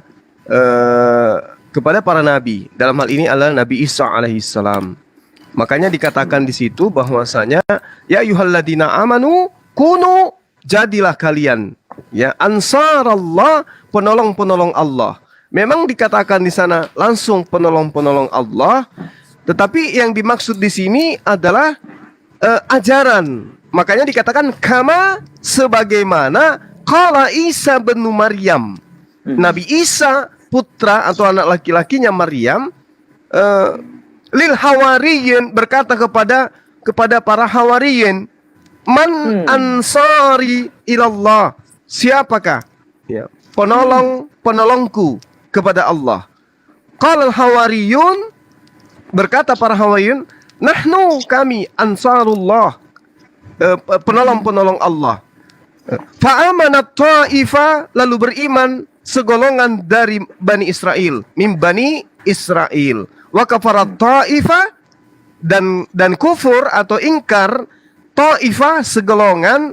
Fa'ayyadna, lalu kami kuatkan alladina, orang amanu, yang beriman, ala aduwihim, atas musuh-musuh mereka. Fa'asbahu zahirin, maka jadilah mereka orang-orang yang menang. Jadi di sini bukan wujud Allah yang ingin ditolong, tetapi esensi ajaran yang datang kepada Nabi Isa alaihissalam yang ingin disebarkan, disampaikan kepada khalayak banyak bahwa beliau itu adalah Nabiullah, beliau itu adalah utusan Allah.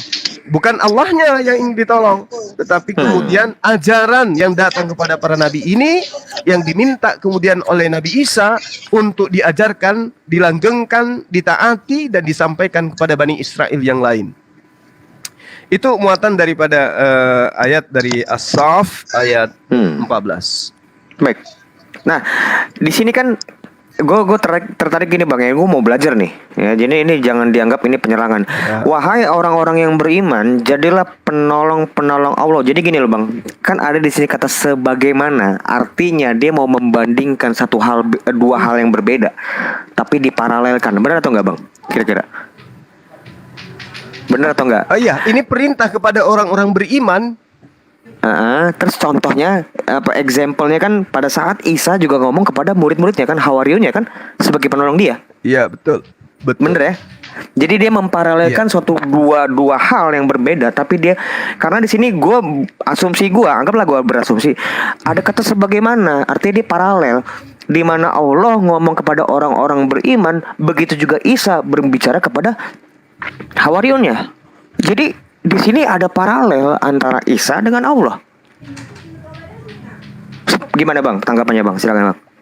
Iya, jadi gini deh. Al-Quran itu tidak ditafsirkan berdasarkan dengan pemahaman pribadi, tapi harus ditafsir berdasarkan ayat-ayat yang lain.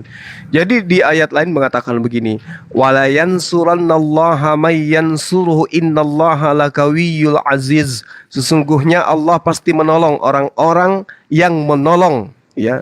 Menolong di sini artinya merujuk kepada dinul, ajarannya.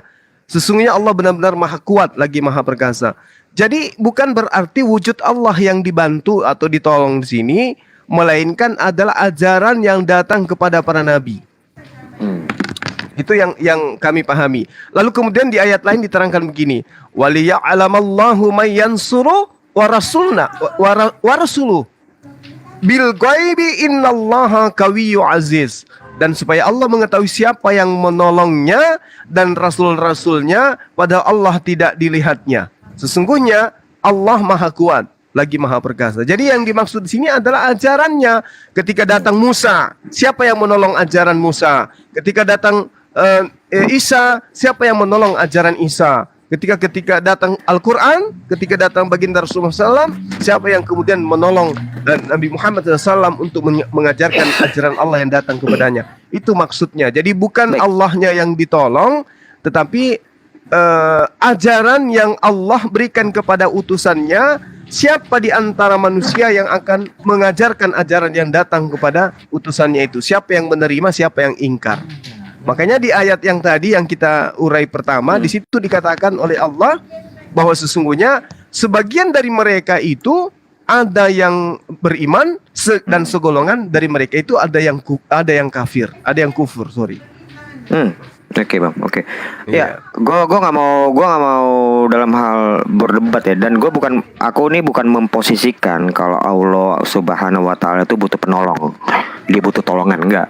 Bukan. Tapi yang saya mau, aku bukan. Jadi ingat tuh bang ya, gue bukan memposisikan diri seperti itu. Tapi gue penasaran nih, gue lupakanlah itu. Gue paham lah apa yang lo jelaskan. Oke, sudah menjawab. Itu sudah menjawab buat gue.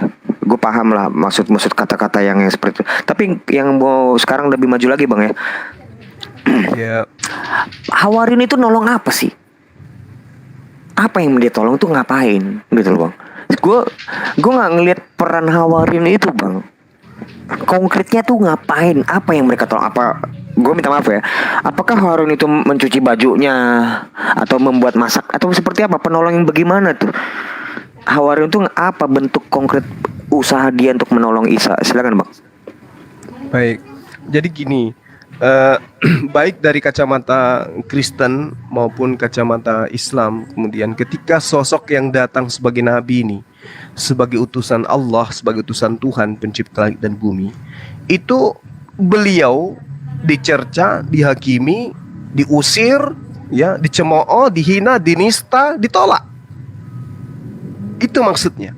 Berarti ketika dia datang kepada Bani Israel, seperti yang saya terangkan tadi di dalam ayat yang saya bacakan, sebagian dari mereka itu kemudian menjadi beriman. Nah, jadi yang beriman inilah yang menolong dia. Artinya yang percaya kepada ajaran yang dia bawa dan menyampaikan kepada Bani Israel yang lain bahwa Nabi Isa itu adalah sosok utusan Tuhan. Dia bukan anak dari hasil zina. Dia datang benar-benar sebagai utusan. Inilah yang dimaksud sebagai penolong agama.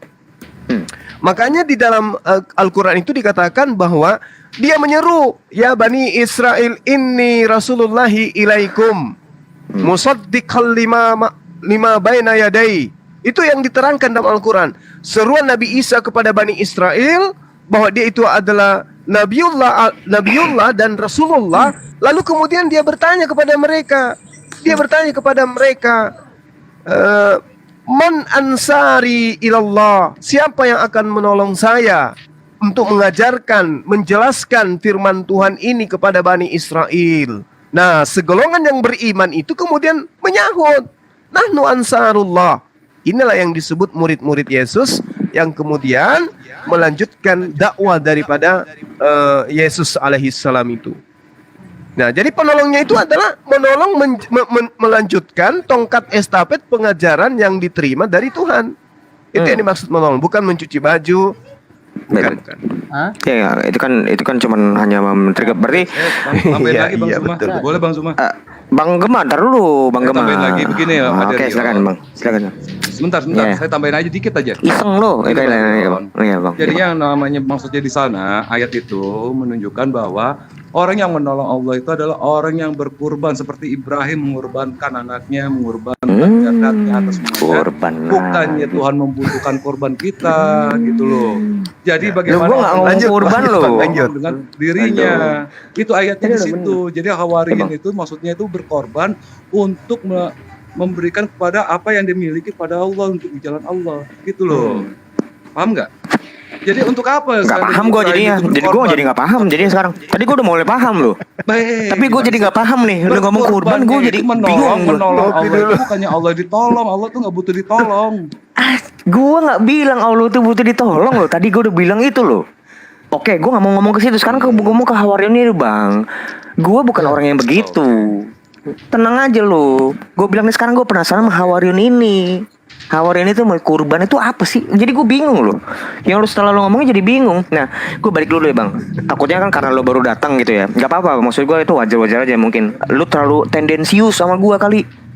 Gara-gara tendensius, lu jadi. Lu tau nggak? Nah, bagus. Gimana Bang Zuma tuh gue selalu dengerin. Itu abang. Iya, oke lah. Gue tanggapin dulu ya pernyataan dari Bang Zuma ya. Ya, ini gini bang. Taruh. Hawariyin, nah ini gue catat nih. Hawariyin yang menyampaikan ajaran Isa, bener ya bang ya. Tadi abang ngomong gitu ya. Nah, Yes. sekarang gue lagi mau mengkerucut lagi bang. Boleh ya, gue izin bertanya bang, boleh ya? Boleh. Boleh ya. Kan gue kan nggak songong. Gue kan nanya beneran nih. Si Isa lagi. Gini bang, Hawariyin itu pada beliau ini tahu nggak kalau Isa diserupakan? Isa itu diserupakan tidak disalib.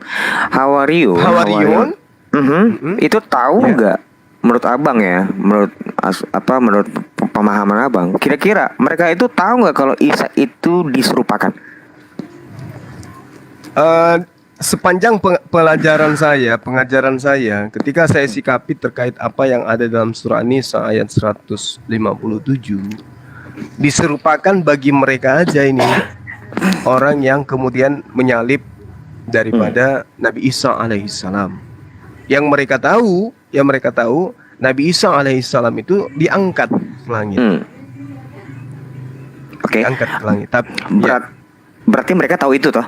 Oke. Iya tahu. Nah, sekarang kalau ada penyaliban, iya. Artinya mereka menyampaikan itu nggak? Maksudnya? Dalam Hawariyin itu yang dari sepengetahuan mereka mengajarkan tentang Isa itu diserupakan nggak? Enggak ada dikabarkan di dalam Al-Quran bahwa sesungguhnya yang kalian salib itu bukan Nabi Isa alaihissalam. Itu tidak ada dalam rangkaian pengutusan mereka kepada Bani Israel selain daripada mengajarkan apa yang Nabi Isa alaihissalam perintahkan atau ajarkan kepada mereka. Jadi setelah Isa itu diserupakan bang, Hawariyin itu ngapain? Tidak Kembali ke rumah diberitakan di semuanya. dalam Al-Quran. Tidak diberitakan dalam Al-Quran, hanya dikatakan bahwasanya segolongan dari Bani Israel itu beriman. Jadi kalau dikatakan ngapain, mereka dikatakan beriman di sini artinya menjalankan syariat yang Nabi Isa alaihissalam itu perintahkan sampai mereka itu meninggal. Enggak. Aku nggak ngomong tentang Bani Israel tapi Hawariyunnya. Hawariyun itu kan Ya, adalah iya. pengikut. Inilah Hawariyun yang dimaksud itu adalah Bani Israel. Fa'amanat ta'ifa min Bani Israel. Oke, itu setelah ngeliatin gurunya. Gini bang, ini gue nanya serius nih. Ini gue benar-benar pengen tahu nih, bukan lagi pengen menguji ya. Iya. Pada waktu Isa itu diserupakan, diserupakan. Ya. Mereka itu ngajarin nggak apa yang mereka lihat? Ngajarin dalam arti kata menyampaikan bahwa yang kalian salibkan itu bukan Nabi Isa alaihissalam. Terserah, apapun itu. Oh, itu apa yang mereka ada saksikan di dalam Al-Quran. Nggak ada di dalam Al-Quran. Finalnya di dalam Al-Quran para Hawariyun ini adalah fa'amanat ta'ifa min Bani Israel. Mereka beriman. Segolongan dari Bani Israel yaitu Hawariyun beriman kepada Nabi Isa alaihissalam. Oke, konkretnya mereka itu setelah kejadian itu diam. Mereka Bukan nggak diam, mengajar. mereka tetap beriman menjalankan beriman syariat, kan juga menjalankan. Iya, Beriman itu kan ada diam, nggak berdiam itu kan artinya bisa, mereka itu kan beriman itu kan artinya kan bisa diam, bisa mengabarkan. Dia ngabarkan nggak mereka ini? Nggak ada perintah kemudian untuk mereka mengabarkan, dan di dalam Al-Quran juga tidak diceritakan apa yang mereka lakukan setelah Nabi Isa alaihissalam itu diangkat ke langit. Yang dikatakan sebagian dari mereka itu ingkar, sebagian dari mereka itu beriman. Baik, menurut abang itu pada saat kejadian itu putus tuh pengabaran tentang ajarannya Isa itu putus, nggak ada lagi. Allah mengatakan begini di dalam Al-Quranul Karim, fa'ayyadna alladina amanu ala aduwihim. Jadi Allah kemudian kepada orang-orang yang beriman dari golongan Bani Israel itu diberikan kekuatan kepada mereka. Terhadap siapa? Terhadap musuh-musuh mereka. Siapa musuh mereka? Ya, orang-orang yang menolak daripada Nabi Isa alaihissalam. Kan Nabi Isa alaihissalam ketika datang kepada Bani Israel itu dihujat, dinista, dihina, dikucilkan.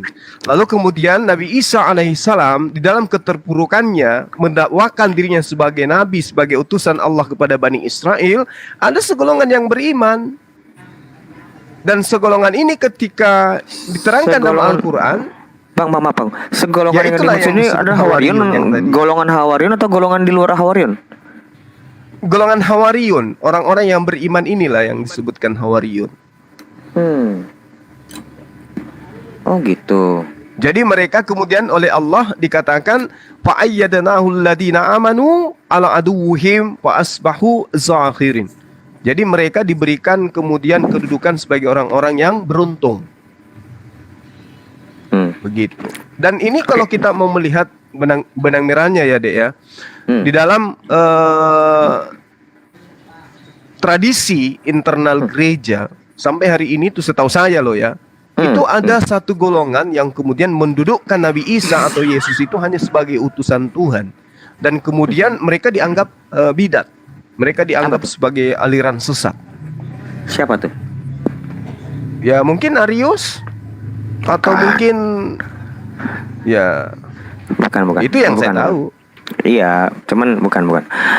Ini mungkin ya, sebentar, gue lupa namanya siapa ya. Mungkin yang abang tahu nih, gue lagi mencoba memetakan apa yang abang pikir nih, bukan itu. Tapi terus gue ingat namanya itu Marcion. Nah, Marcion ini bang, Marcion ini dia itu menjelaskan justru Marcion inilah kenapa kitab Injil akhirnya dikanonkan. Awal mulanya itu Injil itu bukan kanon. Dia nggak ada bentuk kitab. Ya tulisan ada, tulisan yang misalnya di kitab surat-suratnya Paulus, kitab-kitab Injil itu ada. Cuman kenapa pada waktu itu dikanonkan? Gara-gara Marcion ini. Gara-gara si Marcion inilah. Nah, Marcion itu dulu pandangannya seperti itu, Bang. Yesus itu manusia biasa. Manusia biasa, terlahir dari Yusuf dengan Maria, ya lagi apa namanya bersetubuh, keluar pembuahan, Isa itu lahir, Yesus itu lahir. That's it. Nah itulah yang Marcion itu semua menolak keyahudian. Jadi yang dia terima itu cuma hanya kitab Lukas, dari kitab Injil itu hanya Lukas dan surat-surat Paulus. Dia tuh menolak kitab Matius, Markus dan Yohanes. Mereka tolak itu. Itu yang gue lihat ya, yang mungkin ya gue petain ya, apa yang lo pikir ya bang. Tuh. Tapi selebihnya itu nggak ada. Selebihnya tuh tahu kok Yesus itu adalah Tuhan. Mereka tuh cuma hanya berdebat tentang posisi Bapa dan anak itu seperti apa. Perdebatan antara bidat-bidat itu seperti itu bang. Itu. Tapi gini loh Dem. Gimana bang? Tapi gini loh, kita tidak boleh bukan tidak boleh. Kita jangan sepenuhnya menutup mata dengan sejarah. Bagaimana kemudian sosok Arius ya, yang saya tahu loh ya, yang saya tahu dari Alexandria di abad kedua atau abad ketiga. Dia adalah tokoh besar. Abad 4 bang. Ya tuh. Oke, dia adalah tokoh besar. Setahu saya di abad ketiga itu. Sampai ke abad keempat dia hidup, itu maksudnya. Jadi dia hidup kurang lebih 80 tahun lah. Jadi dia adalah tokoh besar dari Nasrani, pengikut ajaran Nabi Isa alaihissalam. Kenapa saya katakan demikian?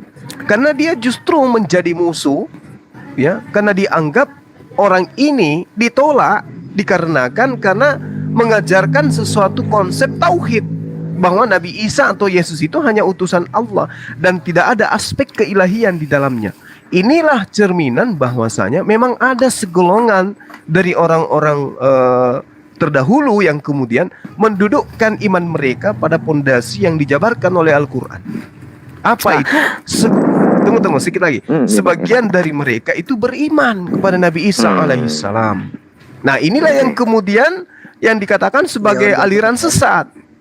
Sementara Arius ini, yang saya tahu Arius ini dari abad ketiga sampai abad keempat itu sangat menolak ajaran mengenai ketuhanan manusia bernama Yesus. Pandangannya jelas, Yesus hanyalah ciptaan Allah dan bukan Allah itu sendiri, ciptaan Tuhan dan bukan Tuhan itu sendiri. Nah inilah yang kemudian saya katakan bahwa abang ini kurang tepat. Bukan kurang tepat, bahkan sangat nggak tepat. Karena begini bang, ini gue jelaskan nih. Jadi Arius itu dulu punya pandangan gini, pandangan Arius ya, gue ngomong secara komprehensif nih dari awal. Nggak mungkin yang kekal itu ada dua. Tidak mungkin. Ini landasan mereka dia berpikir ya. Tidak mungkin yang kekal itu ada dua. Iya pasti bang, ya pasti. Hologos itu yang diterjemahkan dalam LA itu adalah firman, itu ciptaan. Dia firman itu adalah ciptaan. Jadi ada masa di mana Allah ada, firmannya belum ada. Itu pemahaman dari Arius. Ini yang ditentang sama Athanasius, bang. Dia ngakuin kalau Yesus itu adalah yang ilahi, betul. Cuman dia itu hologosnya itu dia diciptakan. Nah, inilah apa namanya konsep yang diadopsi oleh saksi Yehova. Itu adalah pemahaman dari Arius. Keilahiannya itu bukannya diakuin, tapi dia berawal. Firman itu berawal. Ini yang ditentang sama Athanasius. Gitu bang. Gue harus menjelaskan itu. Bukan tentang dia meragukan Yesus itu cuma hanya utusan, enggak. Tapi bukan berarti dia juga benar. Dia menganggap firman itu adalah ciptaan. Nah ini yang salah. Athanasius menganggap ini salah. Ini nggak benar. Waktu itu kan fight-nya itu antara Athanasius sama Arius. Nah, itu loh yang terjadi di Konsili Nisea itu seperti itu. Karena begini bang, kalau orang-orang di Barat khususnya ya, orang-orang di Barat, mereka itu banyak dari orang Yunani masuk ikut jadi orang Kristen. Nah, mereka itu mereka tuh punya paham-paham filsuf dari filsuf Yunani yang notabene gue belajar itu lebih dalam lagi nih. Filsuf Yunani itu juga mengambil teologi dari Alkitab loh. Iya, itu sudah ada di tahun 500 something sebelum Masehi. Gue lupa namanya siapa. Nanti kalau lu mau menuntut gue untuk mengasih tahu itu data, gue akan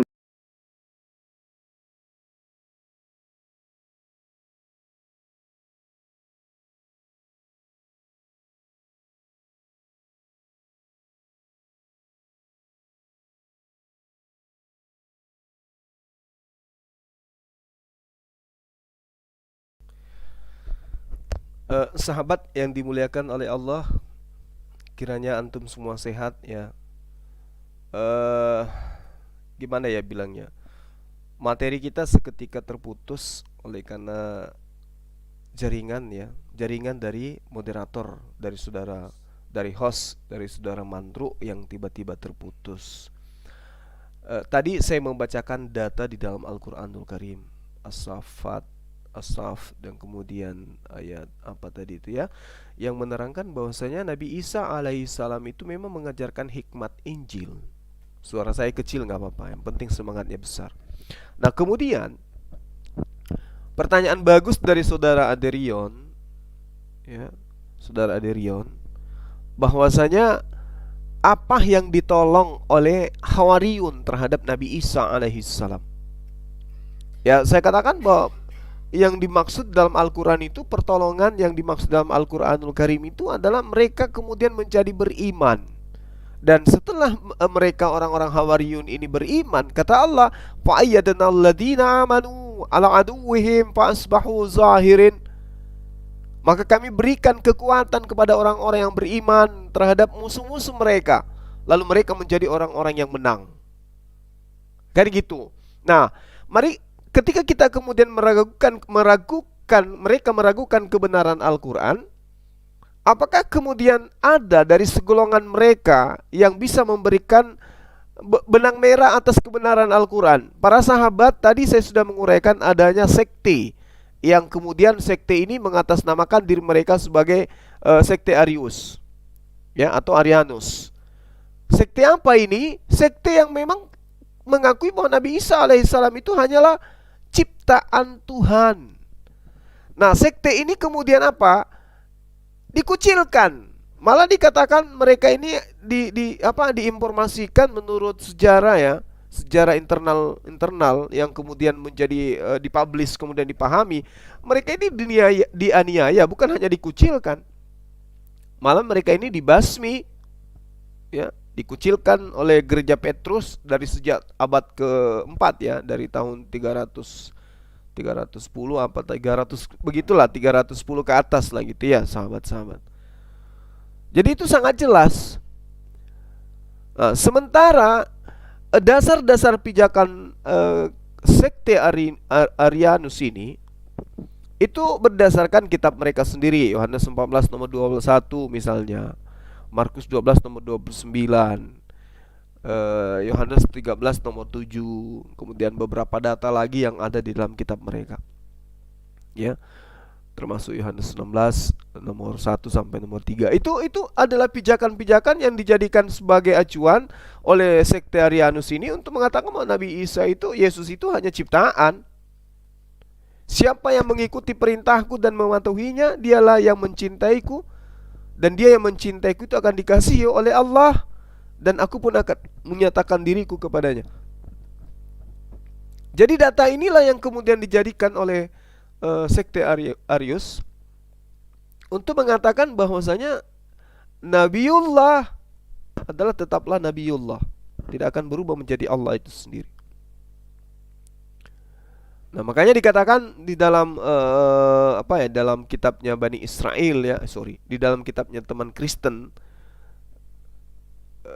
di dalam Markus 12 nomor 29 ya, dalam terjemahan lama itu dikatakan begini.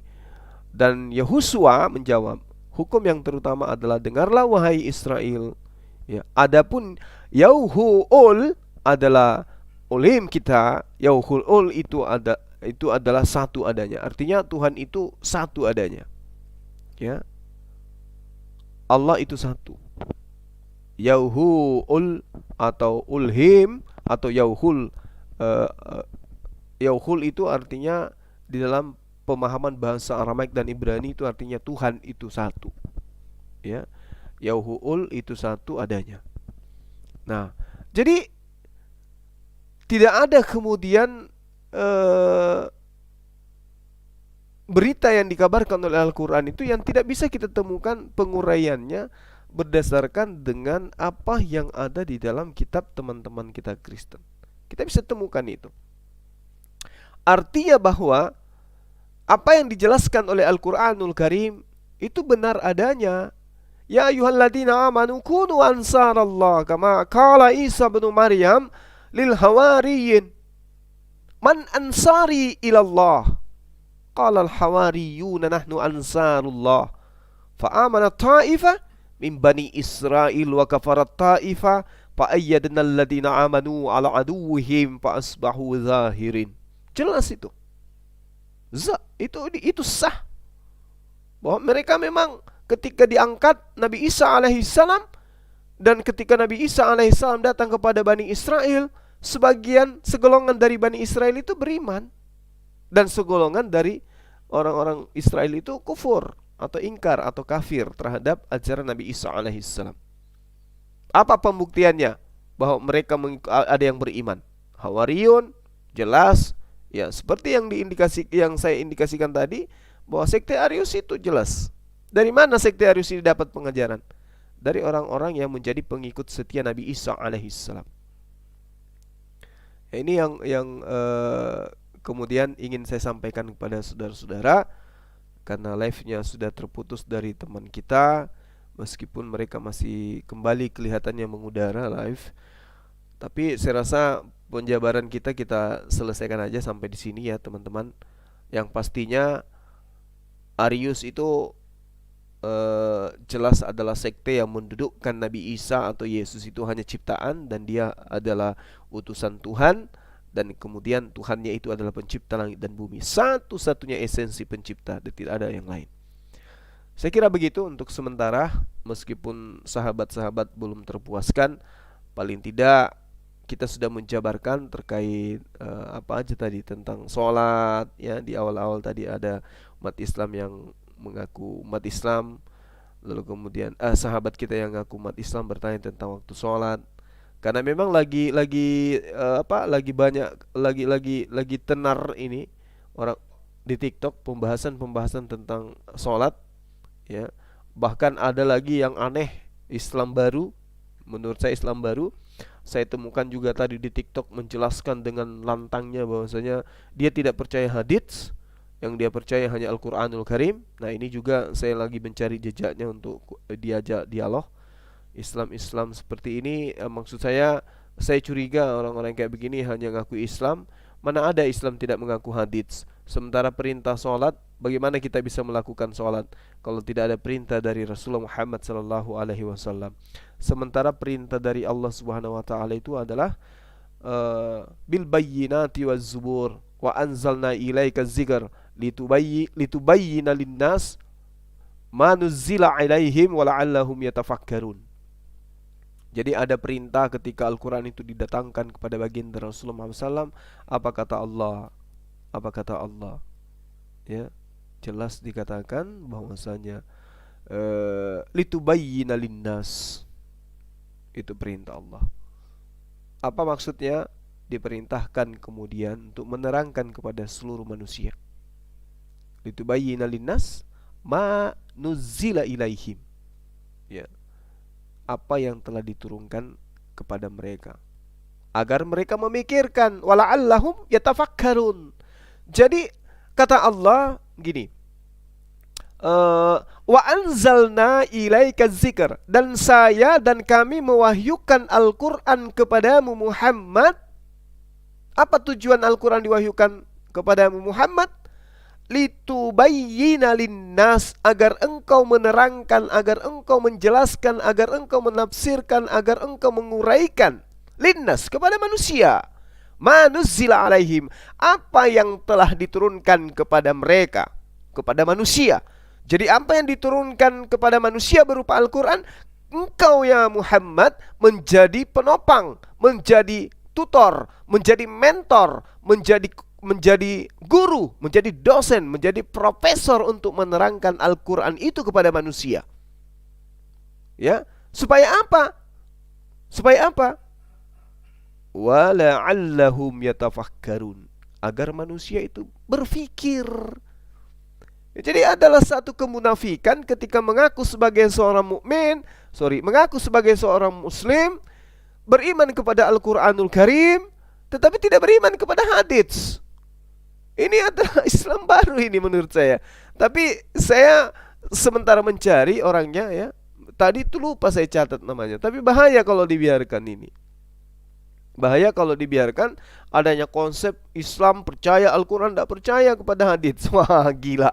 Sementara Al-Quran mengatakan sangat jelas, bil bayyinati waz zubur wa anzalna ilaika, dan kami wahyukan kepadamu ya Muhammad zikra Al-Quran litubayyina linnas, agar engkau menerangkan kepada manusia manuzzila ilaihim, apa yang telah kami turunkan kepada manusia berupa Al-Quran, wala'allahum yatafakkarun, ya, dan agar mereka memikirkan.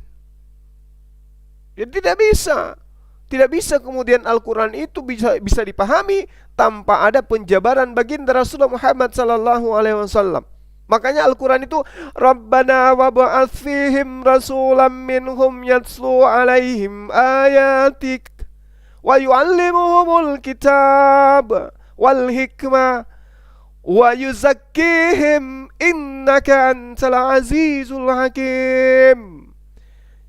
Ini perintah, ini kaidah.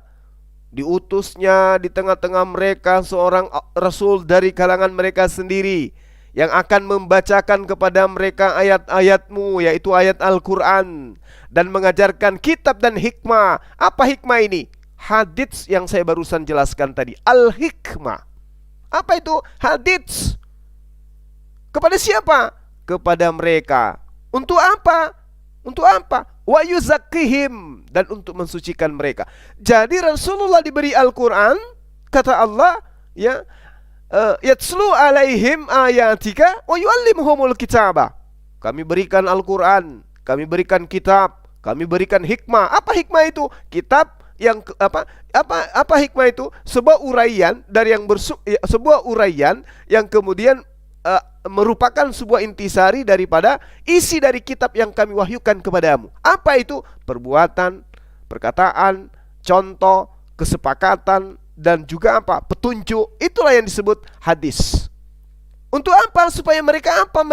Kenapa harus engkau yang menjelaskan? Kenapa engkau harus menjabarkan? Kenapa engkau harus mencontohkan ya Rasulullah? Agar kenapa? Yuzakkihim, agar mereka itu menjadi suci. Makanya umat Islam itu ketika menjalankan Al-Quran, mengikuti syariat baginda Rasul Muhammad SAW, umat Islam itu disucikan oleh Allah.